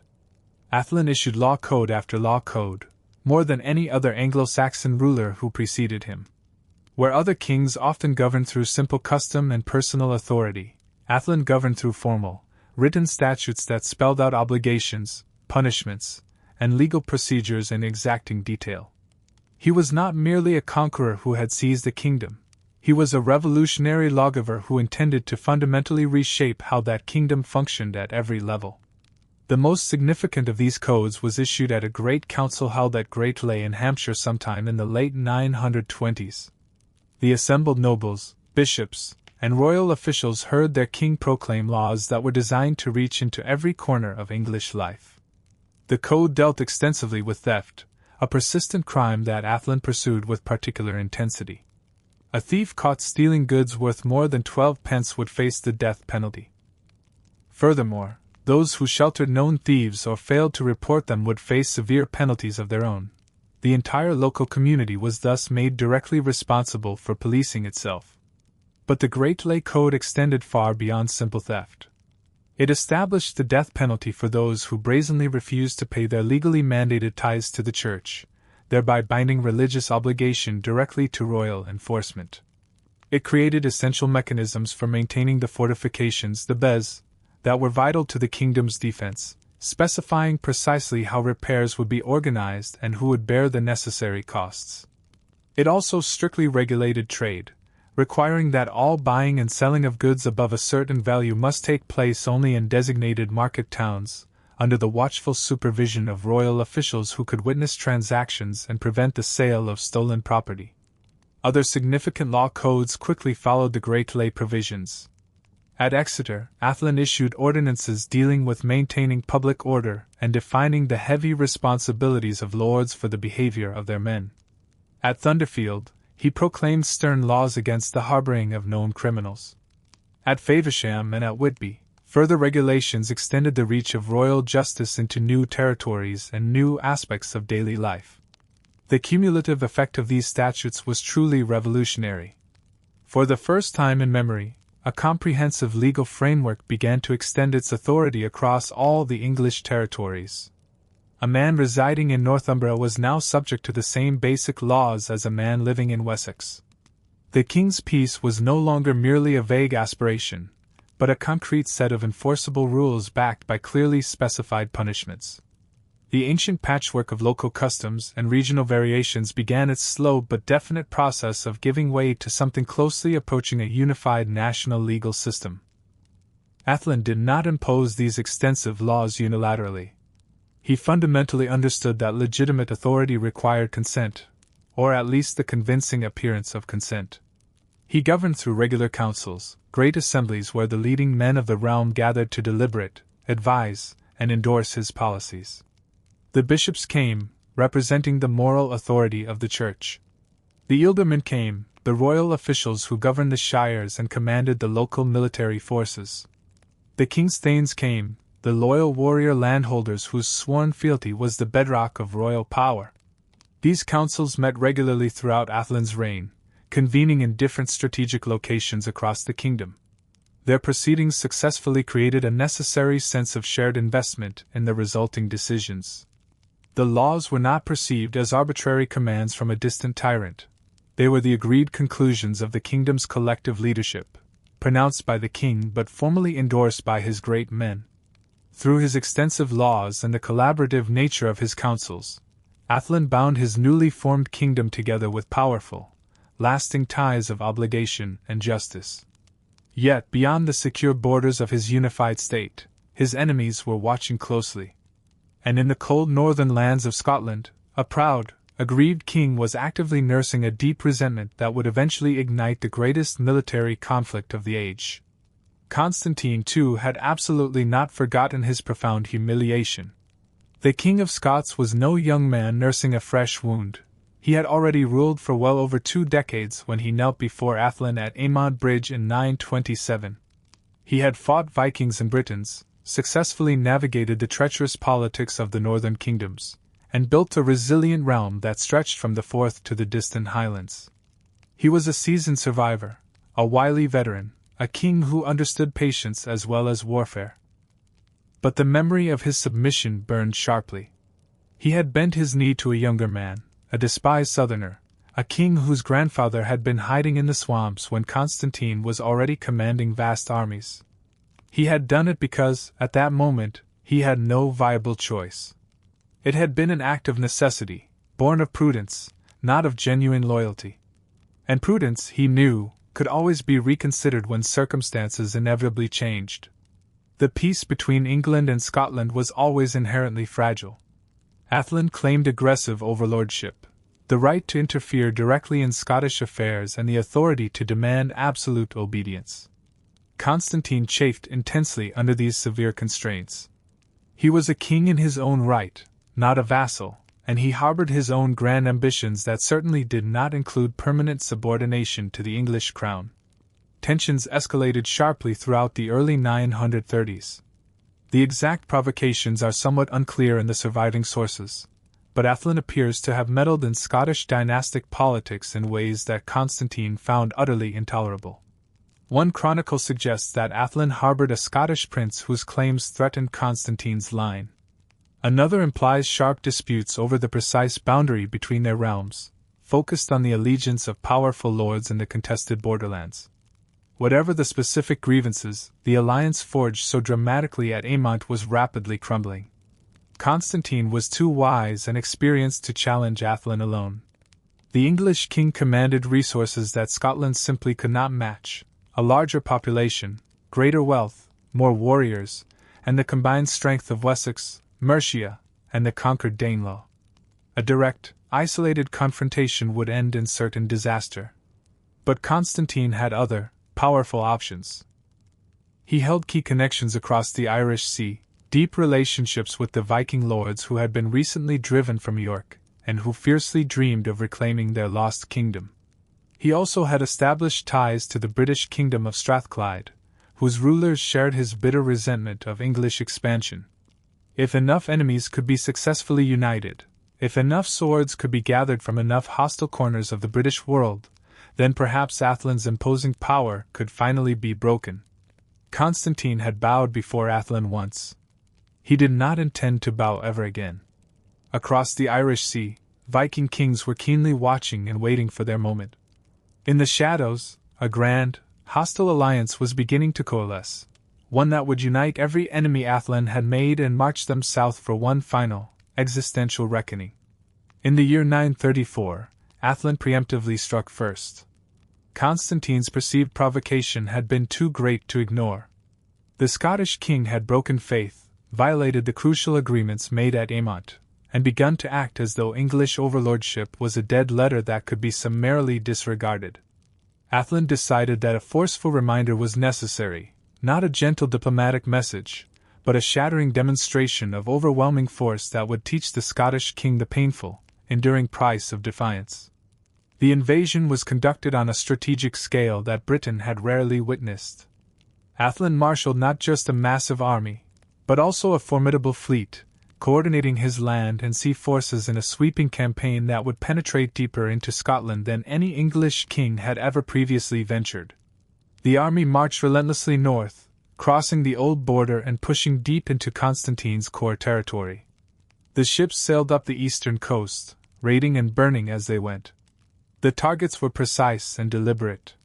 The army advanced to Dunnottar, a fortress perched dramatically on a rocky, the strategic headland, a vital stronghold dominating eastern Scotland. They then advanced to Fordun, pushing relentlessly even past this key point and deep into the very heartland of Constantine's domain. The naval forces, demonstrating unparalleled reach, sailed still further, launching raids as far north as Caith, the remote territory perched on the extreme tip of the Scottish mainland. Truly, no part of Constantine's fragmented kingdom could find safety from the sweeping tide of English retribution. This campaign was decidedly not a war of conquest. King Æthelstan harbored no designs on occupying Scotland, nor did he intend to replace Constantine with a pliant puppet ruler or extend his complex administrative machinery into the remote highlands and islands. Such an impossible undertaking would have disastrously overextended his already vast resources and unleashed political turmoil far surpassing any potential gain. Instead, this was purely a punitive expedition, meticulously orchestrated to inflict profound humiliation and deliver an undeniable warning. Constantine found himself utterly incapable of mounting a resistance. He simply did not possess the military strength necessary to confront the English army in a decisive open battle. He understood intimately that a rout on the field would spell not only the termination of his reign but very likely the end of his life. He was thus compelled to witness the devastation as the invaders tore through his kingdom, systematically burning settlements and plundering resources, proving with devastating effectiveness, through fire and the sword, that the reach of English power was absolute. By the onset of autumn, Æthelstan pulled his forces back, his objective fully achieved. Constantine remained physically on his throne, yet his royal prestige had been irrevocably shattered. He had failed miserably to protect his own subjects and his ancestral lands from systematic destruction. His weakness in the face of English military supremacy was painfully and publicly exposed. Yet, profound humiliation is distinct from final submission. Constantine was certainly defeated, but he was not utterly destroyed. His deep-seated hatred for Æthelstan now blazed with renewed intensity. In the grim aftermath of the invasion, as he painfully assessed the widespread damage and calculated the staggering cost of his losses, he began to formulate a new strategy. He would not attempt another doomed resistance, nor would he seek a futile, solitary stand against insurmountable odds. His new vision was far more ambitious. He would construct a grand alliance, a coalition mighty enough to truly achieve victory. Æthelstan returned from Scotland cloaked in triumph. While he had undeniably reminded Constantine of the steep price of defiance, he had simultaneously forged a mortal enemy whose resentment ran deep. In the years that immediately followed, Constantine meticulously began to weave together an alliance of unprecedented geographical and ethnic scale, a formidable union of Vikings, Scots, and Britons, all bound by the singular, consuming goal, the destruction of the powerful English king. Messengers travelled covertly across the tempestuous Irish Sea to Dublin, the Viking stronghold where powerful Norsemen harboured significant grievances of their own. Others journeyed south to Strathclyde, a tenacious British kingdom desperately clinging to its independence, squeezed between the expanding spheres of the English and the Scots. Negotiations perhaps even extended into Wales, seeking out princes who had grudgingly submitted to Æthelstan, but might now be persuaded to dramatically reconsider their fundamental loyalties. Constantine was meticulously constructing a political entity that history had never before witnessed, a coalition comprising every major enemy of Æthelstan, unified by nothing grander than their shared, burning animosity toward English dominance. The linchpin of this entire ambitious alliance was Olaf Guthfrithson, the formidable Viking king who reigned in Dublin. Olaf had nursed a deep, personal injury, having never forgotten the loss of York. His father, Guthfrith, had been forcibly expelled from that city when Æthelstan successfully seized it in 927. The Viking kingdom of Northumbria, which his lineage had long ruled, had been systematically stolen by the ascendant English king. Olaf had matured in Dublin, consumed by dreams of vengeance, steadily consolidating his military strength among the Irish Vikings, patiently awaiting the critical moment when he could finally reclaim his lost royal inheritance. By the 930s, Dublin stood as one of the preeminent Viking strongholds in the entire Western world. Its bustling harbor provided refuge to a vast fleet of swift longships, and its warriors were hardened veterans of innumerable raids and brutal battles fought throughout Ireland and abroad. Olaf commanded military and economic resources significant enough to establish him as a major power in his own sphere, fully capable of projecting overwhelming force across the Irish Sea. He was, in every strategic sense, the perfect, necessary ally for Constantine. The delicate process of negotiation between the two rulers must have been immensely complex and fraught with cultural tension. Constantine reigned as a Christian king, upholding the settled traditions of the Church. Olaf, conversely, emerged from a Norse world that often blended nascent Christianity with potent, older pagan beliefs. Constantine governed a stable, agricultural kingdom. Olaf commanded a mobile force of warriors who were far more at home aboard their swift ships than tilling fields. Their respective political interests barely aligned, overlapping solely in their profound mutual enmity toward Æthelstan. Yet, as history would prove, that shared hatred was more than sufficient motivation. By late 936 or early 937, the monumental alliance was finally cemented. Olaf would launch his operation, sailing from Dublin with his assembled fleet and army. Constantine, in parallel, would lead the host of Scotland southward. Joining them would be Owen, King of Strathclyde, accompanied by his British warriors. Combined, these forces were poised to create the largest, most potent military threat to invade England since the massive Great Heathen Army had landed 3 generations earlier. The fundamental strategic concept driving the coalition was brutally simple. Æthelstan could not possibly deploy his forces everywhere at once. If a sufficient number of enemies launched simultaneous attacks from multiple geographical directions, his integrated defenses were guaranteed to fracture. Even if he succeeded in concentrating his army against one primary threat, the other invading forces would be free to ravage the rest of his kingdom, while his attention remained fixed elsewhere. The unified alliance intended to crush Æthelstan's burgeoning realm through a sheer, overwhelming combination of coordinated effort and numerical superiority. This was far more than a routine coastal raid or a minor border skirmish. This was an existential conflict, a devastating war that would unequivocally decide whether Æthelstan's newly unified England would endure or be violently fragmented back into its disparate constituent kingdoms. The Allied leaders fully grasped the immense stakes. They were wagering their entire future, their kingdoms, and their legacies on one decisive throw of the dice. In the pivotal summer of 937, the formidable fleet commanded by Olaf Guthfrithson weighed anchor and sailed out of Dublin. Constantine, for his part, led his great Scottish host southward. King Owen marched his men from Strathclyde. Converging from across the Irish Sea and descending from beyond the Forth, this massive combined force closed in on English soil.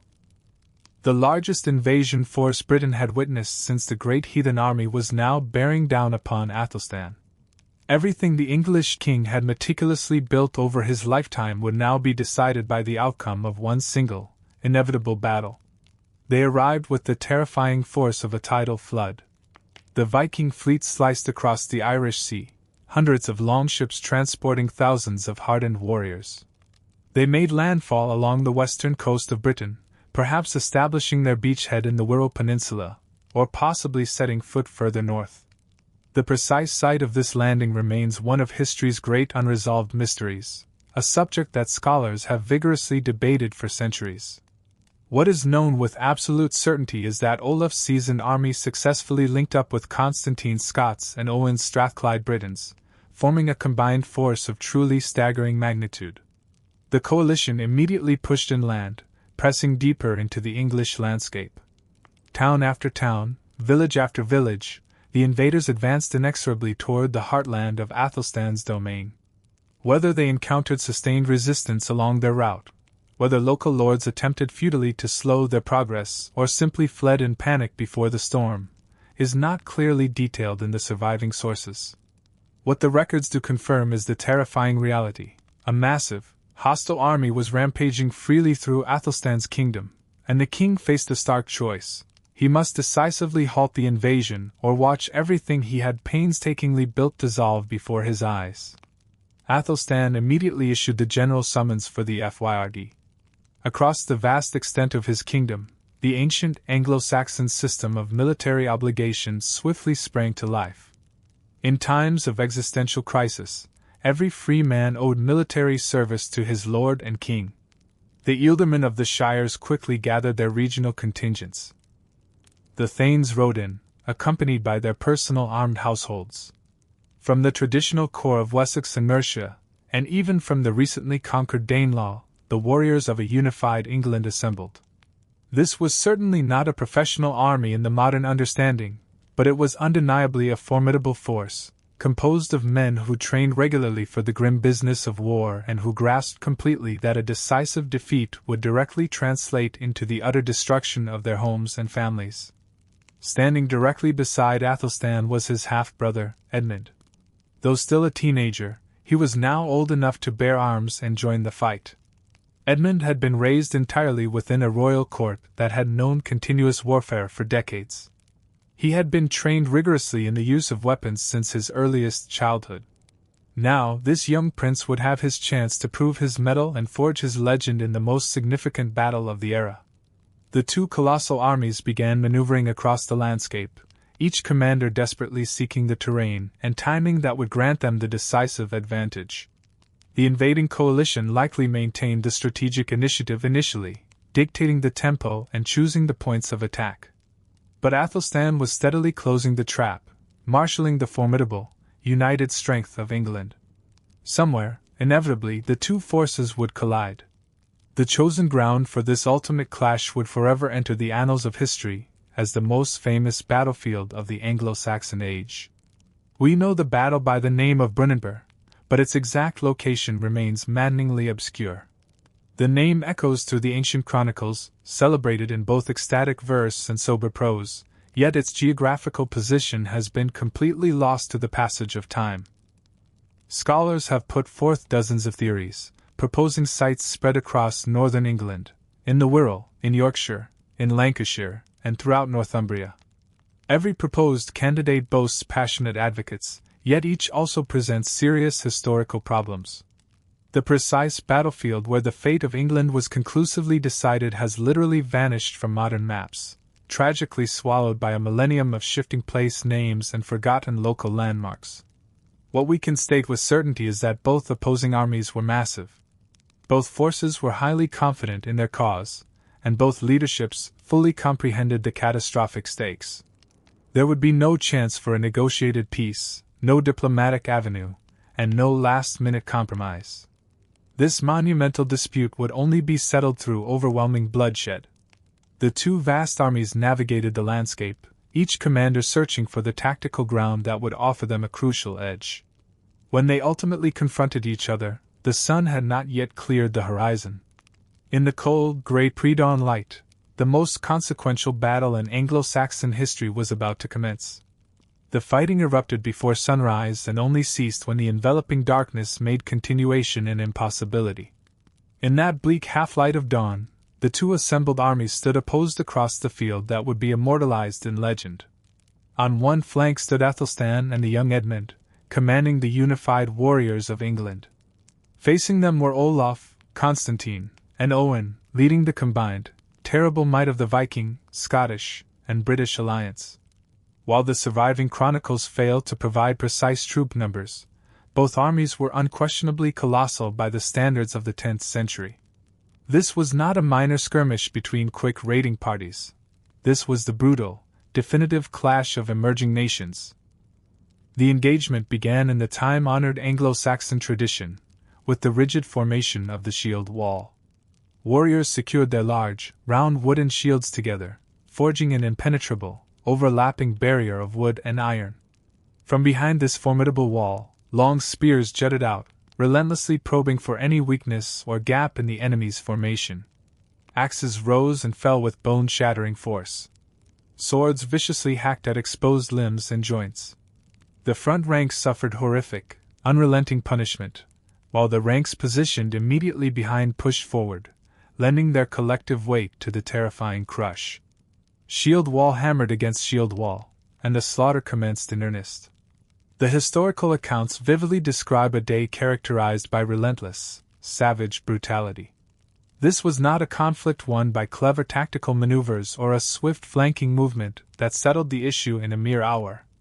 This was punishing, grinding, face-to-face combat, an exhausting struggle that raged mercilessly from the first light of dawn until the final collapse of dusk. Men fought until their aching arms could no longer manage their weapons, until the ground beneath their feet became a slippery morass of churned earth saturated with blood.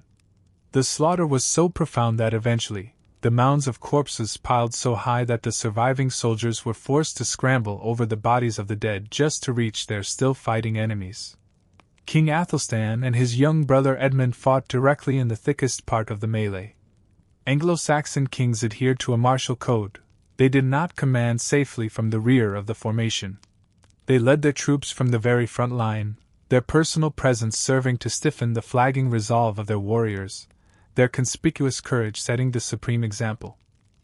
The inherent risk was immense. The fall of the king often signaled the immediate loss of the battle, but the corresponding reward was the fierce, unwavering loyalty of men who knew their sovereign willingly shared their exact dangers. As the brutal hours wore on, cracks began to appear in the coalition's formation. The ferocious tenacity of the English resistance proved to be far greater than the Allies had anticipated. The English shield wall held firm. The resilient warriors of Wessex and Mercia, fighting literally for the survival of their homes and families, simply refused to yield ground. Casualties among the Allied leadership proved to be catastrophic. According to the stark account preserved in the Anglo-Saxon Chronicle, 5 kings perished directly on the battlefield. 7 earls died fighting alongside them.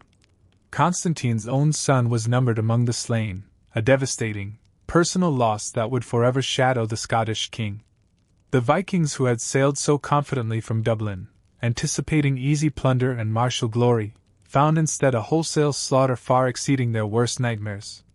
By the time night finally descended upon the battlefield, the coalition army was decisively broken. Those still capable of fleeing scattered into the darkness. Olaf Guthfrithson was forced to fight his way desperately back to his surviving ships before escaping across the Irish Sea to the relative safety of Dublin. His long-cherished dreams of reconquering York were irrevocably drowned in the vast pool of English blood shed that day. Constantine retreated northward with the broken remnants of his Scottish army, a defeated and shattered old man who had risked his entire kingdom on a single, fateful gamble and lost everything. Owen of Strathclyde guided his handful of surviving Britons back toward their western homeland. The field of battle was indisputably Æthelstan's. The dead lay so thickly upon the ground, a staggering, horrifying number, that the chroniclers felt compelled to abandon factual prose and resort to powerful poetry merely to convey the scale of the carnage. The ravens and the scavenging eagles descended to feast upon the fallen. The wolves soon followed, howling over the bodies of the dead. This was, without exaggeration, the greatest slaughter Britain had endured since the last legions of Rome departed the island 5 centuries prior. As the victorious sun finally set upon Brunanburh, Æthelstan could claim the most absolute military victory ever achieved by an English king. His formidable enemies were utterly broken, scattered into the winds, and desperately fleeing for their lives. However, the monks and chroniclers who documented this resounding triumph did far more than merely note the victory in their annals. They composed a magnificent poem, an epic song that would preserve the unparalleled glory of this singular day for well over 1,000 years. The venerable Anglo-Saxon Chronicle was, typically, an exceptionally dry historical document. Year after year, the devoted monks who maintained it recorded the events of their time in terse, strictly factual prose. Battles were recorded, kings died, bishops were consecrated. The individual entries seldom extended beyond a few sentences, offering only bare facts, devoid of any literary embellishment or human emotion. But for the pivotal year 937, the chronicle suddenly erupted into a torrent of magnificent poetry. The entry dedicated to Brunanburh is scarcely a chronicle entry at all. It is a heroic poem, 73 soaring lines of Old English verse, celebrating the stunning victory in language whose power would arguably not be matched until the appearance of the great literary epics of later centuries. The scribes responsible for documenting history recognized instantly that this was no ordinary, transient event. This moment required commemoration, recorded in the highest literary form their sophisticated culture could produce. The poem opens with a linguistic thunderclap. Æthelstan, the lord of warriors, the celebrated ring-giver of men, and his brave brother Edmund, struck decisively against the enemy at Brunanburh. They shattered the shield wall, they hewed the battle linden, shield, with their hammered swords. The poet emphasized their lineage, noting that they were the sons of Edward, and that it was fitting for their noble line that they should fiercely defend their sovereign land, their amassed treasures, and their ancient homes against every external foe. The subsequent verses surge forward with savage exultation and grim satisfaction. The enemy fell in droves. The Scots and the Norse shipmen met their death doom. The battlefield grew ominously dark, slick with the spilled blood of countless men. 5 young kings lay dead upon the field, brutally silenced by the sword. 7 of Olaf's powerful jarls perished alongside them, as did untold numbers of his sailors and soldiers. Constantine himself is specifically targeted and mocked with bitter, triumphant satisfaction. The poem declares that the old warrior had absolutely no reason to boast following that clash of blades. He had lost his kinsmen in the desperate conflict, along with his dearest friends on the field. Crucially, he was forced to leave his own son on that place of slaughter, a young man grievously mangled by his wounds. The gray-haired warrior, the old trickster, the poet sneers, had no earthly cause for pride or boasting. The poem deliberately reaches back into the deep recesses of English history to powerfully emphasize the unprecedented magnitude of Æthelstan's achievement. Never before, the poet dramatically asserts, had such a wholesale slaughter occurred on this island. Never had more men been felled by the terrible edge of the sword. The scope of the victory was compared only to the original conquest, dating back to when the Angles and Saxons first crossed the sea, seizing Britain and conquering the indigenous Welsh. While this account was certainly propaganda, brilliant propaganda, at that, it also captured a profound, undeniable truth about how contemporaries immediately understood the earth-shattering significance of Brunanburh. This was, definitively, the battle that secured the existence of England. This was the single day when every hostile force capable of unraveling Æthelstan's unified kingdom tested its ultimate strength, and failed irrevocably. The colossal coalition had represented the final, best hope for those resisting English unification. Its total destruction meant that the fundamental concept of England, a unified nation, could no longer be militarily challenged or reversed by any opposing force. The Brunanburh poem survived across the centuries because it intrinsically deserved to survive. It remains one of the finest, most powerful pieces of Old English literature available to us today, standing proudly alongside Beowulf in the recognized canon of Anglo-Saxon poetry. Scholars continue to study its intricate meter, its vivid imagery, and the cultural assumptions embedded within its language. Even after more than 1,000 years, it endures as a vital, living document illuminating a distant, vanished world. The poet's verses sang of Æthelstan's unmatched glory.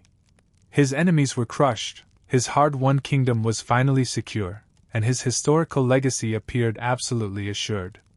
Yet the king who had achieved so much was not destined to long savor his astonishing triumph. Within just 2 years of achieving his greatest military victory, Æthelstan would be dead. The vanquished kings limped their way back toward their homelands, forced to reckon with their devastating losses. Constantine returned to Scotland as a profoundly diminished man. He had gambled his entire fortune on the Grand Alliance, risking his kingdom, his family, and his future for a single chance to shatter English power, and he had lost catastrophically. His son lay among the unburied dead at Brunanburh. His army was utterly shattered. The royal prestige he had meticulously constructed over decades of careful governance was annihilated in the space of one terrible day. Within a matter of a few years, the humiliation proved too much, and he would abdicate his throne entirely, retiring permanently to a monastery.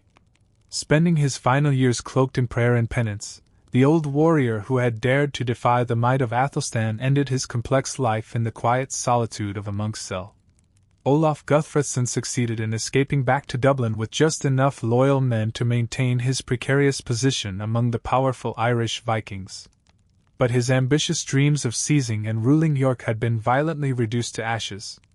He would spend the coming years desperately attempting to rebuild his shattered strength, patiently waiting for another opportunity. That opportunity, however, would not materialize as long as Æthelstan remained alive and reigning. Owen of Strathclyde returned to his small, strategically vulnerable kingdom in the west. His realm, though battered, remained intact, yet his ambitions were permanently chastened. The British enclave, which had precariously survived nestled between the aggressive expansions of Scotland and England, would continue its delicate existence, but it would never again possess the will to challenge English supremacy. The Welsh princes, whatever secret encouragement they might have lent the coalition, hastened to publicly renew their sworn submissions to Æthelstan. They had witnessed firsthand the devastating consequences that befell those who defied the English king, and they harbored absolutely no desire to share Constantine's ruinous fate. For King Æthelstan, Brunanburh represented the ultimate culmination of the strategic ambition his royal family had pursued for 3 arduous generations. His grandfather, Alfred the Great, had rescued Wessex from destruction and first articulated the lofty dream of uniting all the English peoples. His father, Edward the Elder, had successfully conquered the Danelaw and forcefully absorbed Mercia. Now, Æthelstan had decisively crushed the last major coalition that held any potential of reversing those monumental achievements. The perennial enemies were broken. The extended kingdom was secure. The long-held dream had solidified into enduring reality.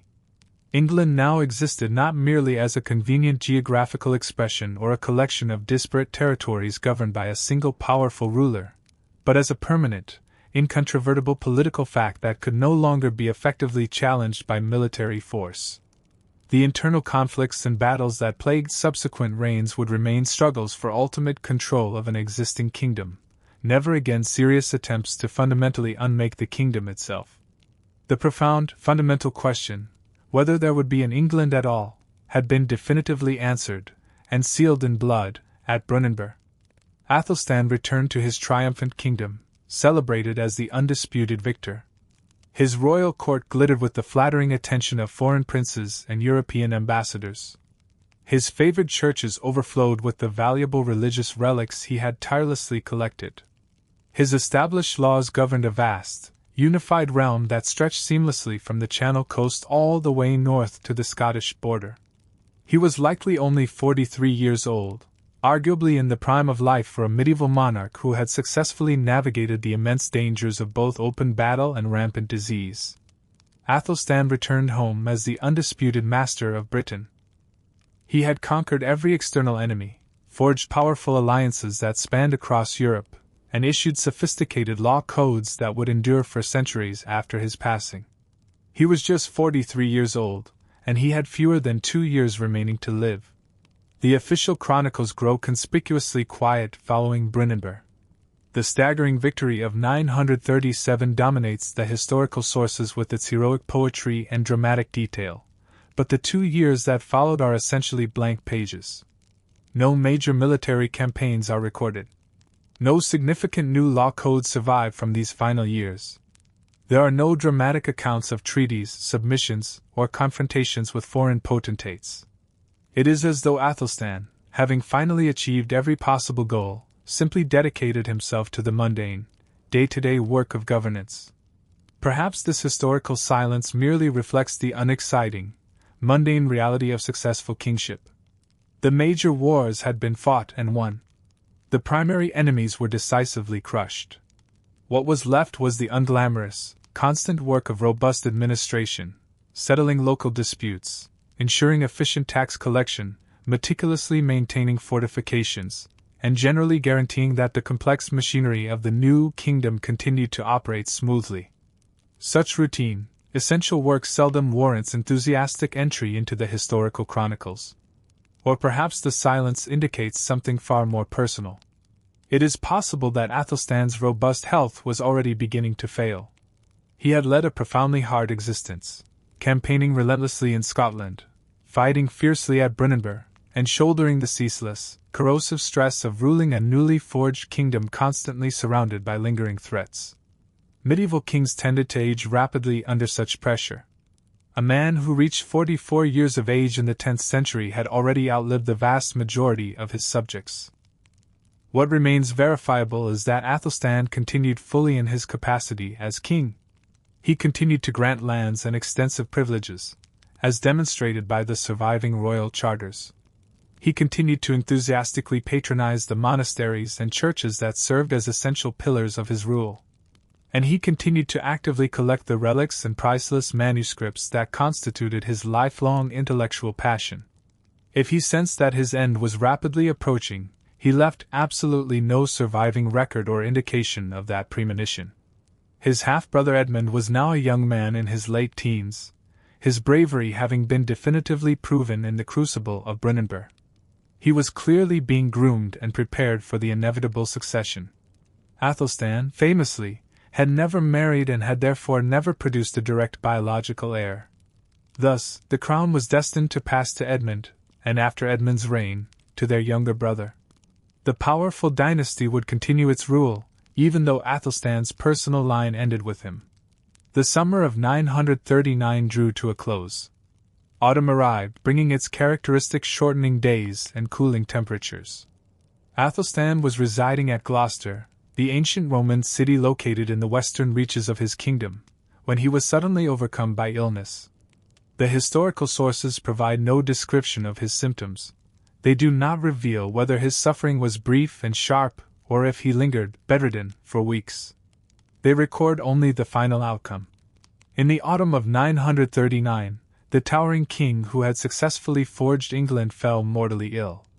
Having never married and never produced an heir, the crown he had worn with such singular distinction was now prepared to pass to his half-brother Edmund, a young man who was still barely out of his teens. The first true king of England was dying. On the 27th of October, in the year 939, Æthelstan passed away. He was approximately 45 years old. He had successfully reigned as king for 14 years, a period longer than his own father and nearly equivalent to the long reign of his legendary grandfather, Alfred. He had systematically united the disparate English kingdoms, violently conquered Northumbria, secured the formal submission of every ruler in Britain, constructed powerful alliances that stretched across the European continent, issued a greater volume of laws than any previous monarch, collected more priceless religious relics than any single church, and won the most pivotal military victory in all of Anglo-Saxon history. And now, he was gone. His death occurred at Gloucester, situated deep in the heart of the old Mercian territories where he had spent many of his formative years. Perhaps there was a certain historical fittingness to this location. He had been raised among the Mercians, had learned the demanding arts of governance in their halls, and had built the foundation of his immense power upon the crucial loyalty of their nobles. He died among them, geographically distant from the ancestral West Saxon heartland from which his ruling dynasty had first sprung. Æthelstan's final wishes regarding his resting place were notably unusual. The kings of his noble line were traditionally interred at Winchester, the dynastic royal mausoleum where Alfred the Great and Edward the Elder lay entombed. But Æthelstan requested something different. He asked to be buried at Malmesbury Abbey, the ancient monastery located in Wiltshire that he had continuously patronized throughout his entire reign. He had endowed the monks with lands and vast treasures. He had donated relics of extraordinary spiritual value. He had forged a profound, lasting bond with that religious community, a bond he clearly intended to maintain even beyond his earthly demise. The monks of Malmesbury received his royal body with the utmost honor and reverence. They prepared him for burial according to the solemn rites of the Church, commending his soul to the Almighty. They interred him in a place of special distinction within their abbey, carefully marking the spot where England's founding king would finally rest for eternity. He holds the distinction of being the only medieval English king to die unmarried and childless. He is also the only one of his lineage to be buried at Malmesbury rather than the customary Winchester or Westminster. Even in death, Æthelstan remained fundamentally apart, a singular, unique figure among the rulers of his nascent nation. His half-brother, Edmund, now just 18 years old, received the grim news of Æthelstan's death and smoothly assumed the crown. The transition of power proved remarkably seamless. There were no bitter succession disputes, no opportunistic rival claimants, and no outbreak of destructive civil wars. Æthelstan's meticulously organized political arrangements had successfully guaranteed that authority would pass peacefully to the next generation. Yet, Edmund would soon learn a harsh truth. His brother's magnificent achievements were far easier to inherit than they were to uphold. The adversaries Æthelin had vanquished were not nearly as annihilated as their recent defeats might have suggested. The unified kingdom he had so meticulously constructed was destined to confront formidable new trials before its security could truly be guaranteed. Æthelin himself was interred at Malmesbury, significantly distanced from the traditional burial grounds of his dynastic ancestors. His half-brother Edmund, who had proven his mettle fighting right alongside him at Brunanburh, now ascended the throne. But young King Edmund quickly realized that maintaining the fragile unity of England was a far more strenuous task than the initial act of forging it, and that those enemies Æthelin had crushed were merely dormant, not entirely broken. The abbey itself had existed for centuries before Æthelin's birth, a quiet testament to permanence, and was set to endure for centuries after his passing. Malmesbury Abbey was one of the most ancient monastic foundations in England, proudly tracing its origins back to the 7th century, when an Irish monk named Maildub had first established a humble hermitage deep in the Wiltshire countryside. Through successive generations, this site had blossomed into one of the great hubs of learning and deep piety within the English Church. Its library contained priceless treasures of scholarship, and its monks were widely renowned for their dedication and exceptional education. This was precisely the kind of institution that would draw the attention of a scholarly king who collected rare books with the same passion he applied to gathering holy relics. Æthelstan had acted as an immensely generous patron throughout his entire reign. He had gifted the abbey extensive lands designed to generate a steady, reliable income. He had enriched its library with the donation of invaluable, precious manuscripts. Most crucially, he had lavishly endowed it with holy relics of extraordinary spiritual importance. The monks of Malmesbury came to possess fragments of the true cross, revered bones of apostles and martyrs, sacred objects that effectively transformed the abbey into a magnet drawing pilgrims from every corner of the kingdom. Many of these profound treasures originated directly from the king's personal collection, transferred to the monastery as ultimate expressions of pious devotion. In deep gratitude, the monks upheld their side of the bargain. They remembered him. They committed to praying for his soul daily, as was their vow. They diligently maintained his tomb as a focal point of veneration. And most significantly, they preserved the narratives of his accomplishments, carefully passing these stories down through successive generations of the monastic community. Long after memories of Æthelstan had dimmed or vanished elsewhere, Malmesbury Abbey tirelessly maintained his legacy. Approximately 2 centuries later, this sustained preservation effort yielded astonishing results. A monk named William, born within the abbey walls and thoroughly educated in its scholarly traditions, undertook the monumental task of compiling a comprehensive history of the English kings. William of Malmesbury, as he became known to history, stands recognized as one of the most exceptional historians of the medieval era. He was meticulous and cautious with his sources, notably skeptical of unsupported legends, yet simultaneously prepared to document the sacred traditions that had been faithfully transmitted within his own community.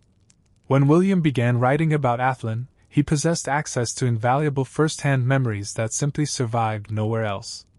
The fascinating stories of the Golden Sword ceremony, the specific details describing Æthelstan's physical appearance and distinctive character, the accounts detailing his piety and his profound learning, all of these narrative elements originated from the rich, continuous traditions preserved at Malmesbury over 200 years.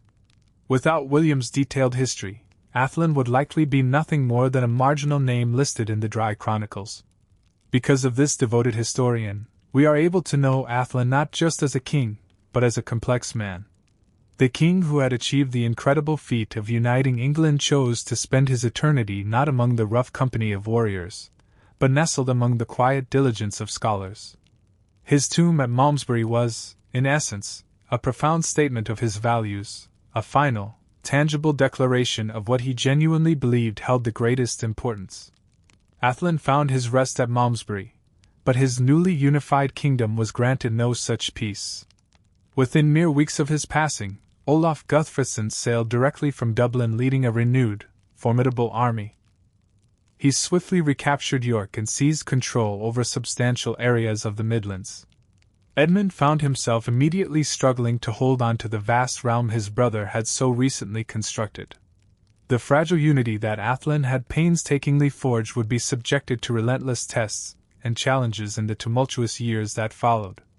It was a clear sign that the vultures had descended upon the kingdom before the earth on the founder's grave was cold. Olaf Guthfrithson, the same powerful Viking king who had narrowly escaped Brunanburh with his army utterly shattered just 2 years prior, instantly recognized his golden opportunity. Æthelstan was deceased, and a mere teenager now occupied the English throne. The great king who had appeared virtually invincible had vanished, and his successors remained completely untested. Olaf efficiently gathered his forces in Dublin, traversed the Irish Sea, and launched a full-scale invasion. The ensuing campaign was devastatingly effective. York immediately reverted back to Viking control. The large Norse population of Northumbria, which had never truly accepted English rule, welcomed their returning lords with open arms. Olaf relentlessly pushed south, conducting deep raids into the heart of the Midlands, aggressively reclaiming territories that Æthelstan had spent painstaking years conquering. By the close of 940, it appeared frighteningly possible that Æthelstan's entire monumental achievement might completely and swiftly unravel. Edmund certainly fought with courage, but he was barely 18 years old and was matched against a veteran, highly experienced warlord who possessed irresistible momentum. The most advantageous outcome the young king could salvage was a painfully negotiated partition. The Treaty of Leicester, concluded in 940, formally divided England, effectively ceding much of the eastern Midlands back to Viking domination. It was a truly humiliating strategic setback, one that would have been entirely unimaginable while Ætheltan was alive and ruling. But England did not fracture. Edmund, though young, proved himself both capable and remarkably patient. When Olaf Guthfrithson died in 941, succeeded by his cousin Olaf Sihtricsson, the new Viking king proved significantly less formidable. Edmund immediately seized the moment and launched a powerful counteroffensive. By 944, he had successfully recovered all the lost territories. By 945, Northumbria itself was firmly brought back under English authority. The nascent kingdom was once again made whole. Edmund's own promising reign, however, ended violently in 946 when he was tragically stabbed to death at a feast while attempting to defend his steward from a known outlaw. He was cruelly cut down at the age of only 25. The crown subsequently passed to his younger brother, Eadred, who was immediately confronted by yet another severe Viking resurgence in Northumbria. Eadred responded by suppressing this uprising with ruthless efficiency, devastating the northern territories so comprehensively that all organized resistance finally and permanently collapsed. By the time Eadred died in 955, Northumbria had been permanently incorporated into the English kingdom, settling the region for good. The following generation finally ushered in an era of deep stability. Edgar, Edmund's son, inherited a realm that was both peaceful and notably prosperous. His reign, spanning from 959 to 975, was so profoundly tranquil that subsequent generations honored him with the title Edgar the Peaceful. The fundamental administrative structures that Ætheltan had initially created were now functioning smoothly and effectively. The sophisticated legal frameworks he had established continued to serve as the bedrock of governance. The unified kingdom Ætheltan had forged had, against all odds, become a permanent political reality. Ultimately, it was Æthelin's brothers and nephews who successfully completed the nation-building project he had so boldly initiated. The kingdom he forged endured relentless Viking resurgence, navigated internal civil strife, and survived later foreign conquest. Yet, strangely, as the centuries unfolded, the very man who had conceived and created England began an inexplicable slide into obscurity. His successors garnered renown, while he himself became largely forgotten. History, it seems, possesses a curious way of playing favorites, and Ætheltan was not one of the chosen. His grandfather, Alfred, became Alfred the Great, the sole English monarch ever to bear that unique title, celebrated universally in both the chronicles and popular legends. Alfred's memory was meticulously maintained by the church he had generously patronized and the scholars he had inspired. The compelling, highly romanticized story of Alfred hiding in the marshes, famously burning the peasant woman's cakes, and finally emerging to dramatically save his kingdom from total destruction became a core, foundational myth of English identity. Every English school child learned his name by heart. But Ætheltan, the figure who actually completed what Alfred had merely started, who achieved the unified nation Alfred could only fantasize about, quietly receded into obscurity. The reasons for this historical oversight, however, become clear once examined. First and perhaps most critically, he left no direct descendants to champion his memory. Alfred's royal line continued vigorously through Edward and subsequently through Æthelin's half-brothers, but Ætheltan himself produced no surviving children. There were no sons available to commission glowing chronicles celebrating their father's deeds, nor were there daughters to perpetually endow monasteries in his memory. Consequently, his extraordinary legacy lacked any direct inheritors who possessed a powerful, personal stake in ensuring its preservation. Secondly, he was immediately overshadowed by the tremendous historical drama that followed his era. The pivotal Norman conquest in 1066 created an enormous fault line in English history, Everything preceding that date dissolved into the dim past, becoming an indistinguishable age of Anglo-Saxon kings whose names frustratingly blurred together in the minds of later generations. The newly installed Norman rulers naturally had zero interest in celebrating their displaced predecessors. Their focus was entirely on emphasizing their own legitimacy, not highlighting the impressive achievements of the dynasty they had forcefully overthrown. Thirdly, even the physical location of his greatest triumph was tragically lost to time. Brunanburh, the titanic battle that definitively secured England's existence as a nation, cannot be located with certainty on any modern map. While scholars have proposed dozens of highly plausible candidates scattered across northern England and southern Scotland, none of these locations can be definitively confirmed. The very battlefield where Æthelstan won his most resounding victory has literally vanished, thereby eliminating the possibility of establishing a memorial site, a place of historical pilgrimage, or any potent physical reminder of his monumental accomplishment.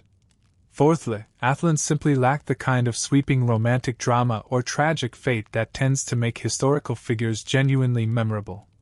He was not martyred, like Edmund of East Anglia. He did not suffer the devastating, tragic fall of Harold Godwin's son at Hastings. Nor did he exhibit the colorful tyranny of later monarchs or engage in the kind of passionate, internal conflicts that dominate the chronicles of medieval England. He was, above all, effective, competent, and profoundly successful, and therefore, in a strange twist of fate, somehow less captivating to later storytellers than the kings who failed in spectacular fashion. The result of all this is a profound and strange historical injustice. The man credited with founding the nation of England is virtually unknown within England today. The critical battle that ultimately saved the nation cannot be located. The tomb that holds his earthly remains is visited by only a handful of determined tourists annually, most of whom possess only the vaguest notion of the identity of the person lying beneath the stone markers. Yet, even though his personal name faded, his enduring work certainly did not. Every time we utter the name, England, every time we conceive of it as a unified nation with a singular identity, we are standing squarely in the world that Æthelstan meticulously brought into being. What Æthelstan managed to build has outlasted virtually everything else that survived from his turbulent age. The various rival kingdoms he eventually conquered exist no more. Wessex is a distant historical memory. Mercia is merely a geographical name preserved on antiquated maps. The powerful Viking realm of York has vanished entirely, leaving behind only elusive archaeological traces buried beneath the paved streets of a modern city. The dynasties he cultivated alliances with have long since risen and fallen. The Carolingians collapsed into fragmentation. The Ottonian emperors, to whom he was related through strategic marriages, have been succeeded by centuries of vastly different rulers. Even the very languages spoken during his lifetime have evolved beyond easy recognition. But through it all, England remains. The unified nation Æthelstan established has remarkably survived for well over a millennium. It has weathered renewed Viking invasions, the brutal Norman conquest, devastating civil wars, the Protestant Reformation, internal revolutions, and 2 world wars. Its external boundaries have inevitably shifted. Its system of government has fundamentally transformed. Its society has changed in ways that are entirely beyond anything a 10th century king could possibly have fathomed. Yet, the foundational concept, the enduring idea that there is a defined place called England and a people who call themselves the English, has persisted without any major interruption from Æthelstan's era right up until our present day. His administrative innovations proved equally durable. The system of shires, counties, governed by appointed royal officials, the established network of courts and advisory councils, the efficient mechanisms for accurately collecting taxes and rigorously enforcing law, all of these foundational elements survived his death and continued to develop and mature over the succeeding centuries. When William the Conqueror successfully arrived in 1066, he made no attempt to dismantle the existing sophisticated English administrative system.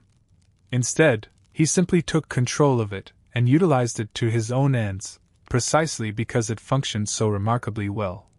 Æthelstan's state structures proved so robust and effective that even foreign conquerors recognized their essential worth and found them necessary to preserve. Athlin's carefully arranged diplomatic marriages yielded political dividends he never lived long enough to witness.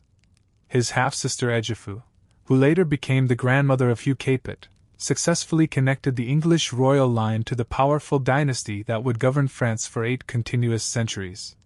His other half-sister, Edgith, married Otto the Great and subsequently became Holy Roman Empress. Through these strategic pairings, English blood was injected directly into the most prominent royal houses of continental Europe, a profound and long-lasting legacy of Athlin's judicious alliance building. Furthermore, his legal principles deeply influenced the eventual development of English common law, particularly his emphasis on comprehensive written codes, the necessity of witnesses for all transactions, and the monarch's paramount responsibility for vigilantly maintaining the peace and upholding justice.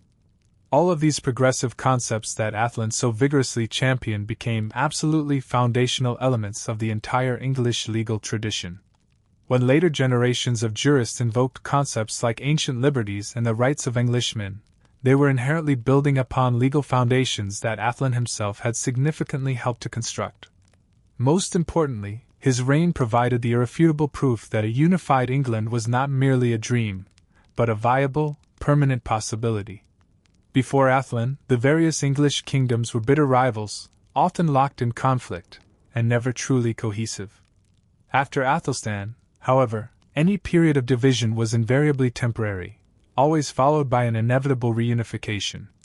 The profound, overarching idea that England fundamentally ought to be one single kingdom became so deeply embedded in the national psyche that even the most devastating political setbacks or military defeats could not permanently reverse it. Ætheltan's story truly stands as one of the great, yet curiously unsung, epics of English history, a captivating tale of a prince whose legitimacy was continually questioned, who nevertheless rose to become the singular architect of a nation. If this journey into the past has resonated with you, I sincerely hope you will take a brief moment to like this video and subscribe. Your generous support makes these detailed historical explorations possible, and it genuinely means a great deal to me.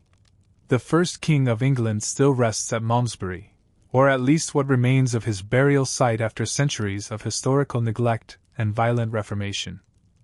His tomb was once lost, subsequently rediscovered, and now sits prominently within the abbey as a quiet, vital reminder of a man who profoundly deserves to be celebrated and remembered. We began this historical journey immersed in the profound chaos of a shattered island. The Britain of the 9th century was characterized by relentless fire and bloodshed, marked by burning monasteries and desperate, fleeing refugees, by the ominous sight of Viking longships appearing on the horizon, and by kingdoms collapsing in swift succession. It was a world where the sheer survival of the English people seemed constantly doubtful, and where the notion that they might someday unify into a single, cohesive nation would have been dismissed as pure fantasy. Yet from this very chaos, a relentless dynasty emerged, Alfred, hiding momentarily in the swamps but firmly refusing to surrender, meticulously rebuilding his kingdom stone by stone, Edward, conquering relentlessly, continually pushing the political boundaries ever outward. And finally came Ætheltan, the grandson born under a shadow of illegitimacy, raised partially in a foreign court, whose right to rule was questioned and doubted throughout his formative years, but who nonetheless rose to become the undisputed first king of all England. His monumental achievement was by no means inevitable.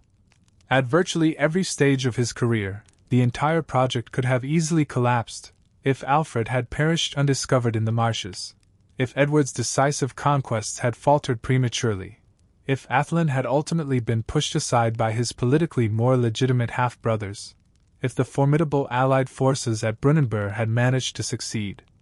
History fundamentally turns on such contingencies, on those knife-edge moments when everything hangs precariously in the balance, and the final outcome remains genuinely uncertain. But Ætheltan did not fail. He successfully united the kingdoms. He decisively defeated his enemies. He meticulously constructed enduring institutions that successfully outlasted his lifetime. He single-handedly created a nation that continues to exist more than 1,000 years after his passing, still proudly bearing the name he bestowed upon it. He was not, of course, a perfect ruler. He could be utterly ruthless, as evidenced by his handling of political rivals. He could be exceptionally proud, as suggested by his adoption of grandiose imperial titles. He certainly made powerful enemies who would plague his successors long after he was laid to rest. However, he was also profoundly learned and genuinely pious, a passionate collector of both rare books and sacred relics. He was a unique king who demonstrably valued scholarly pursuits as much as he did the arts of warfare. He acted as a diligent lawgiver who tirelessly strove to establish lasting justice throughout his realm. He was, fundamentally, a true statesman who grasped that effective power required far more than mere brute force. Most profoundly, he was successful. In an era where the worth of kings was exclusively measured by the extent of what they conquered and the security of what they retained, Æthelstan conquered more, and held his gains more securely than any English king preceding him. He definitively earned his place in the annals of history, even if history itself has largely neglected to remember him. Perhaps this historical imbalance will eventually shift.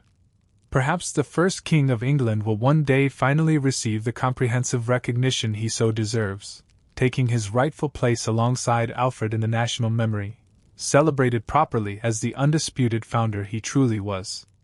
Or perhaps he will continue to reside primarily in the shadows, known only to those dedicated historians and enthusiasts who actively seek him out, a secret king whose compelling story richly rewards those patient enough to truly learn it. Either way, his magnificent work endures. England endures. And that, in the final accounting, is the only legacy that holds ultimate significance. And so, we arrive at the conclusion of our detailed journey through the life and times of Æthelstan, the first king of England. It has truly been my honor to serve as your historical guide. Thank you for listening. Until our next exploration into the past, I wish you a calm and peaceful night.